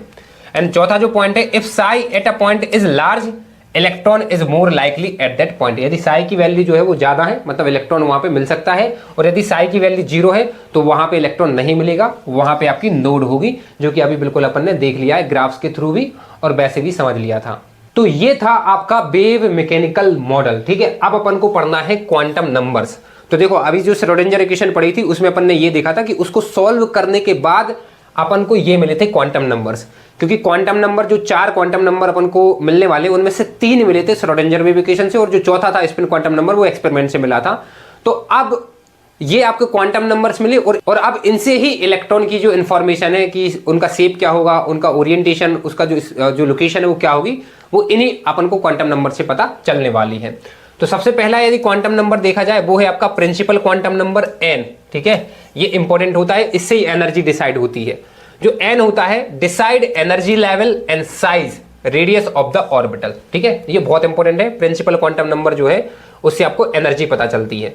n जो होता है वो एक इंटीजर नंबर होता है, पॉजिटिव इंटीजर, और यदि आपका n जो है वो बड़ा है, इसका मतलब लार्जर ऑर्बिटल है और हायर एनर्जी है। और यदि किसी भी एक n में यदि मैक्सिमम नंबर ऑफ इलेक्ट्रॉन्स की बात करें तो वो 2n स्क्वायर हो सकता है। तो ये था आपका प्रिंसिपल क्वांटम नंबर। इसके बाद यदि दूसरा है वो है आपका एजीमुथल और एंगुलर क्वांटम नंबर, जिसको L से रिप्रेजेंट करते हैं। ये क्या करता है, ये define shapes of the orbital. जो ऑर्बिटल हैं, जो सबसेल हैं, उनके शेप को डिफाइन करता है एजीमुथल क्वांटम नंबर।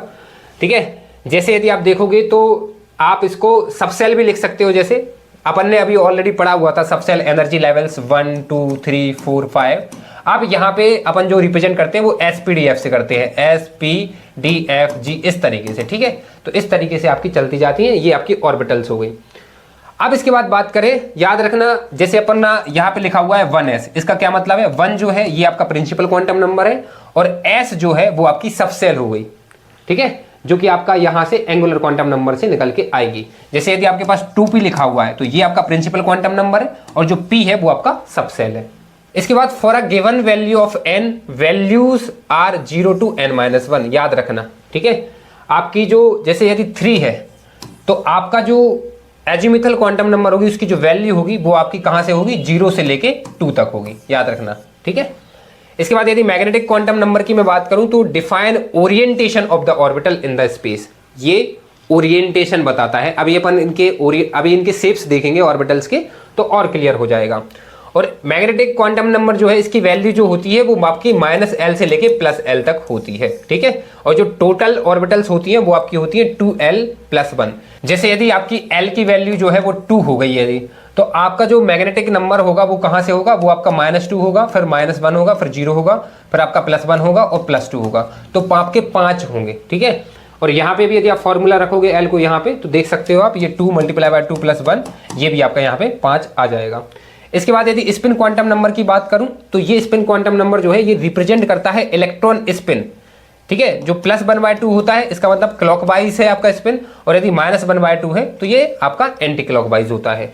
इसके बाद अलाउज मैक्सिमम 2 इलेक्ट्रॉन्स पर orbital with opposite spin poly exclusion rule. अभी अपन देखेंगे भी ये कि जब आप ऑर्बिटल को फिल करोगे तो एक सबसेल में आपके सिर्फ 2 इलेक्ट्रॉन आएंगे, वो भी अपोजिट स्पिन के आएंगे।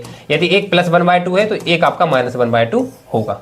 तो ये आपके principal quantum number, azimuthal quantum number, magnetic quantum number और स्पिन क्वांटम नंबर है। ये 4 क्वांटम नंबर है जो कि इलेक्ट्रॉन के बारे में इंफॉर्मेशन देते हैं।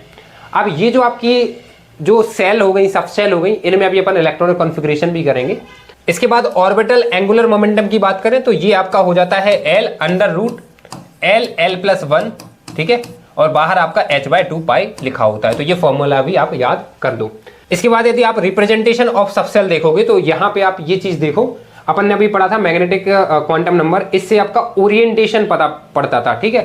तो यहाँ पे आप देखो, जैसे यदि आप एस सबसेल की बात करो तो एस सबसेल आपकी कुछ इस तरीके से होती है, ठीक है।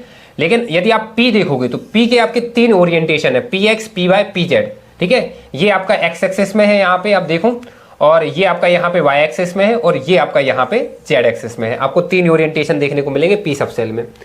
इसके बाद यदि आप DXY देखोगे तो वो कुछ इस तरीके से है, DYZ जो है वो कुछ इस तरीके से, और DZX जो है वो कुछ इस तरीके से। आप शेप जो है उनको याद रख सकते हो। और ये आपका DZ² होता है और ये आपका DX²/² होता है। तो फिलहाल अभी इन सबसेल के आप शेप जो है वो याद कर लो कि किस सबसेल का शेप जो है वो कैसे होता है, ठीक है। इसके बाद यदि मैं बात करूं energies of orbital and energy level diagram की, तो सबसे पहले अपन बात करते हैं हाइड्रोजन एटम सिंगल इलेक्ट्रॉन के लिए। तो देखो, सिंगल इलेक्ट्रॉन के लिए तो जो एनर्जी होती है वो प्रिंसिपल क्वांटम नंबर पर डिपेंड करती है, मतलब n पर। जैसे जैसे आपका n बढ़ेगा आपकी जो एनर्जी है वो भी इंक्रीज होगी सिंगल इलेक्ट्रॉन्स वाले एटम्स के लिए, जैसे हाइड्रोजन एटम हो गया। तो orbital energy depends only on n। All orbitals with same n उनको अपन बोलते हैं डीजनरेट या फिर सेम एनर्जी लेवल्स, ठीक है। जैसे यदि एग्जांपल आप देखोगे तो जो 2s है इसकी एनर्जी 2p के बराबर होगी, क्यों? क्योंकि प्रिंसिपल क्वांटम नंबर बराबर है। या फिर आप देखोगे 3s जो है वो 3p के आपके बराबर होगा, क्योंकि प्रिंसिपल क्वांटम नंबर जो है वो बराबर है। आप इस पिक्चर को भी यहाँ पे देख सकते हो। ये याद रखना केवल और केवल हाइड्रोजन एटम के लिए है। यहाँ पे देखो 4s 4p 4d 4f सबकी एनर्जी जो है वो बराबर है। 3s 3p 3d सबकी एनर्जी जो है वो बराबर है। 2s 2p सबकी एनर्जी बराबर है। 1s जो है सबकी एनर्जी बराबर है। और यदि आप देख सकते हो ऐसे डायग्राम में आपका प्रिंसिपल क्वांटम नंबर बढ़ता जा रहा है, तो इस तरफ जाने पे आपकी जो एनर्जी है वो भी बढ़ रही है, या फिर टॉप टू बॉटम जो है आपकी एनर्जी बढ़ती जा रही है। तो आपके जो सिंगल इलेक्ट्रॉन एटम्स होते हैं उनकी जो एनर्जी होती है वो सिर्फ और सिर्फ n पर डिपेंड करती है, प्रिंसिपल क्वांटम नंबर पर। इसके बाद यदि एनर्जी लेवल डायग्राम की बात करें मल्टी इलेक्ट्रॉन एटम्स के लिए, तो यहाँ पे जो एनर्जी है वो n+l दोनों पर डिपेंड करती है। मतलब जब n+l दोनों का जो एडिशन है जब वो बढ़ेगा तब आपकी जो एनर्जी है वो आपकी बढ़ रही होगी, केवल n से डिसाइड नहीं होगी, n+l से डिसाइड होगी। तो in a multi electron atom energy depends on both n and l, ठीक है। फॉर अ गिवन n, मतलब यदि पर्टिकुलर n के लिए यदि बात करें तो जो एनर्जी होगी वो f की ज्यादा होगी, फिर d, फिर p, फिर s, क्योंकि इस तरफ जाने पे l की वैल्यू जो है वो बढ़ रही है, ठीक है। Orbital with same n with different i are not degenerate, obviously क्योंकि दोनों के सम पर डिपेंड कर रहा है। तो यदि n सेम भी है, जैसे यहाँ पे यदि आप बात करो 3s है और आपका 3p है, तो ये आपके डीजनरेट नहीं है। ये हाइड्रोजन के टाइम पर तो डीजनरेट थे, क्यों? क्योंकि प्रिंसिपल क्वांटम नंबर पर सिर्फ डिपेंड करता था। लेकिन मल्टी इलेक्ट्रॉन एटम है तो आपका ये n पे भी डिपेंड करेगा, मतलब 3 पे भी करेगा, और s पे और p पे भी करेगा। तो इस केस में 3p की एनर्जी ज्यादा होगी, क्योंकि यहाँ पे p में आपका l की वैल्यू जो है वो ज्यादा है। इसके बाद यदि रीजन्स फॉर एनर्जी डिफरेंस की बात करें तो ये रीजन समझना बहुत ज्यादा आसान है। देखो हाइड्रोजन टाइप एटम्स जो थे उसमें केवल आपका एक ही इलेक्ट्रॉन था, ठीक है, ये आपका इलेक्ट्रॉन है। यहाँ पे आप कोई भी आपका जो सील्डिंग है वो नहीं हो रही होगी। लेकिन जो मल्टी इलेक्ट्रॉन होते हैं, तो मल्टी इलेक्ट्रॉन में यहाँ पे आपके बहुत ज्यादा एटम्स होते हैं। जैसे यहाँ पे आपके पहले में यदि आपके 2 है, इसके बाद यहाँ पे यदि आपके 8 हो गए, ठीक है, यहाँ पे 8 हो गए, ये आपके इलेक्ट्रॉन हो गए, तो अब इनके बीच में आपका रिपल्सन होगा। तो ये जो इलेक्ट्रॉन है ये कहीं ना कहीं इनके बीच का जो इलेक्ट्रोस्टैटिक फोर्स है ना वो कम कर रहे हैं, या फिर ये जो इलेक्ट्रॉन है एज अ शील्ड एक्ट कर रहे हैं। तो इसकी वजह से अब जो एनर्जी डिसाइड होगी वो n+l दोनों की वजह से होगी। तो वही है बिकॉज ऑफ इलेक्ट्रॉन, यहाँ पे because of electron experience nuclear charge, ठीक है, and shielded by the other electrons. अब जो आपके दूसरे इलेक्ट्रॉन्स आ गए उनकी वजह से रिपल्सन होगा, तो आपका जो न्यूक्लियर चार्ज है वो कम होगा सील्डिंग की वजह से। इसके बाद ये जो सेकंड पॉइंट है ये आप बिल्कुल समझ ही लो और इसको याद ही कर लो, हायर पेनिट्रेशन पावर। जो पेनिट्रेशन ऑर्डर है इसमें आपका S सबसे ज्यादा होता है, फिर आपका P होता है, फिर आपका D होता है, फिर आपका F होता है। मतलब न्यूक्लियस के आप कितने ज्यादा पास में हो न्यूक्लियस के, ठीक है। तो S सबसे ज्यादा होता है, फिर P, फिर D, फिर F। तो ये आपका पेनिट्रेशन का ऑर्डर है। तो ऑब्वियसली S आपका न्यूक्लियस के सबसे ज्यादा पास में होता है, इसका मतलब इलेक्ट्रोस्टैटिक फोर्स जो है, जो जेड इफेक्टिव है, वो S पे सबसे ज्यादा लगता होगा। मतलब एनर्जी जो है S की वो सबसे कम होती होगी। तो पेनिट्रेशन पावर इस तरफ जाने पे आपकी डिक्रीज हो रही है, लेकिन जो एनर्जी है वो आपकी इंक्रीज होगी। यदि आप तीसरा पॉइंट देखोगे, higher shielding electron feels less attraction. यदि आपकी शील्डिंग ज्यादा होगी तो इलेक्ट्रॉन पर जो फोर्स है वो कम लगेगा, इसका मतलब उसकी एनर्जी जो है वो इंक्रीज होगी। तो ये पॉइंट्स थे, कुछ इंपॉर्टेंट है, थोड़ा ध्यान रखना। तो चलो यार, अब इसके बाद बात करते हैं इलेक्ट्रॉनिक कॉन्फ़िगरेशन की। तो सबसे पहले रूल्स देख लेते हैं कि इलेक्ट्रॉनिक कॉन्फ़िगरेशन करते समय कौन कौन से रूल्स जो है वो अपन को याद रखना है। सबसे पहला जो प्रिंसिपल है वो है आपका अफवाउ प्रिंसिपल, इसको अपन बिल्डिंग अप प्रिंसिपल भी बोलते हैं। इसका ये जो रूल है ये बहुत सिंपल है। आपको जो कॉन्फ़िगरेशन करना है, जो इलेक्ट्रॉन्स फिल करना है, वो आपको करना है इंक्रीजिंग ऑर्डर ऑफ एनर्जी, ठीक है। मतलब पहले जिसकी एनर्जी कम होगी वो पहले आपका फिल होगा। तो एनर्जी निकाल सकते हैं अपन बहुत आराम से n+l रूल लगा के। तो पेपर में आपको ऐसे नहीं कि आप ऐसे बना के जो है वो ऑर्डर निकालोगे, आपको ये शांति में याद कर लेना है। इसको आप याद ही कर लो। ये आपका इंक्रीजिंग ऑर्डर ऑफ एनर्जी है, ठीक है। 1s 2s 2p 3s 3p 4s 3d। तो जैसे कोई भी एक एग्जांपल ले लो, यदि नाइट्रोजन है, ठीक है, आपका 15 होता है, इसका यदि इलेक्ट्रॉनिक कॉन्फ़िगरेशन करना है तो पहले तो आप n+l के अकॉर्डिंग एनर्जी को लगाओगे, लेकिन पहले आप इसको रट ही लो, ठीक है। ये 1s हो जाएगा, 2s हो जाएगा, 2p हो जाएगा, फिर इसके बाद 3s हो जाएगा, 3p हो जाएगा, फिर 4s हो जाएगा। इस तरीके से ये आपका चल जाएगा, 3d हो जाएगा। बस आपको फिल करना है। s में आपके 2 आ जाएंगे, फिर 2s में भी 2 आ जाएंगे, 2p 6 हो जाएगा, 3s 2 हो जाएगा, फिर 3p आपका यहाँ पे देख लो, ये 2 तो 4, 6 4 10 तो 12 हो चुके हैं, बचे हुए 3 यहाँ पे आ जाएंगे, ठीक है। तो ये आपका यहाँ पे 3p 3 तक खत्म हो जाएगा। तो इस तरीके से आपको इलेक्ट्रॉनिक कॉन्फ़िगरेशन जो है वो करना है। ये ऑर्डर रट लो, बाकी बहुत सिंपल है, कुछ खास यहाँ पे है नहीं है। इसके बाद यदि मैं सेकंड पॉइंट की बात करूं, वो है आपका पॉली एक्सक्लूजन प्रिंसिपल। ये क्या बोलता है? No two electron in an atom can have all 4 quantum number same. यदि कोई भी जो 2 इलेक्ट्रॉन है किसी भी एटम में, ठीक है ना, उनके जो चारों के चारों प्रिंसिपल क्वांटम नंबर है वो बराबर नहीं हो सकते। मतलब n l m s जो है ये बराबर नहीं हो सकते, ठीक है। कोई भी 2 इलेक्ट्रॉन के, एक इलेक्ट्रॉन है तो उनके जो प्रिंसिपल क्वांटम नंबर होते हैं वो यूनिक होते हैं चारों। इसके बाद n orbital can contain maximum 2 electron and they must have opposite spin. जैसे फॉर एग्जांपल ये आपकी p ऑर्बिटल है, ठीक है। इसमें जब आप इलेक्ट्रॉन्स को फिल करोगे तो दोनों के दोनों जो है यहाँ पे अपोजिट स्पिन वाले होने चाहिए। एक यदि आपका ऊपर है तो एक आपका नीचे होना चाहिए। मतलब एक यदि +1/2 वाला है तो एक आपका -1/2 वाला होना चाहिए, ठीक है। If 2 electron in the same orbital have same spin it is not allowed, ये पॉसिबल नहीं है। इसके बाद यदि तीसरा जो पॉइंट है होन्स रूल ऑफ मैक्सिमम मल्टीप्लिसिटी, ये क्या है? ये आपका बहुत ज्यादा सिंपल है। इसमें आपको बस इतना याद रखना है कि जब आप ऑर्बिटल्स में, ठीक है, यहाँ पे आप ये चीज याद रखो, जब आप ऑर्बिटल है, जैसे आपकी ये ऑर्बिटल है p, ठीक है, p ऑर्बिटल है, जब आप यहाँ पे इलेक्ट्रॉन्स जो है वो फिल करोगे तो पहले आपको एक स्पिन वाले कर देना है, ऐसे इस तरीके से। जब ये पूरा फिल हो जाए इसके बाद फिर आपको पेयरिंग जो है वो स्टार्ट करनी है। जैसे मैं आपको एक एग्जांपल दे रहा हूँ, चलो आपको इलेक्ट्रॉनिक कॉन्फ़िगरेशन करना है जिसमें आपके 3 इलेक्ट्रॉन है, ठीक है। तो 3 इलेक्ट्रॉन है और आपको p ऑर्बिटल में करना है। तो एक तरीका तो ये है कि 3 इलेक्ट्रॉन हो, पहला भर दो, फिर ये दूसरा और ये तीसरा भर दो, लेकिन ये गलत हो जाएगा। ऐसा नहीं करना है। आपको फिल करते समय पहले ऑर्बिटल पूरी भरना है, सेम एनर्जी वाली। क्योंकि देखो ये आपकी क्या है, ये आपकी p ऑर्बिटल है, ठीक है। p ऑर्बिटल में ये जो आपकी px है और ये py है, ये pz है, तो तीनों की एनर्जी जो है वो सेम है। तो जब एनर्जी सेम हो तो आपको इलेक्ट्रॉन पहले पूरे एक एक करके भर लेना है, इस तरीके से। ये 3 हो गए और फिर इसके बाद आपकी जो पेयरिंग है वो स्टार्ट होगी। तो ये आपका बिल्कुल रूल यहाँ पे सेम ही लिखा हुआ है कि जब आपकी जो सेम एनर्जी होती है उसमें आपको पहले फिल करना है एक बार और फिर उसके बाद जो है पेयरिंग स्टार्ट करनी है। तो यही है आपका रूल यहाँ पे लिखा हुआ है। और ये ऐसा क्यों होता है?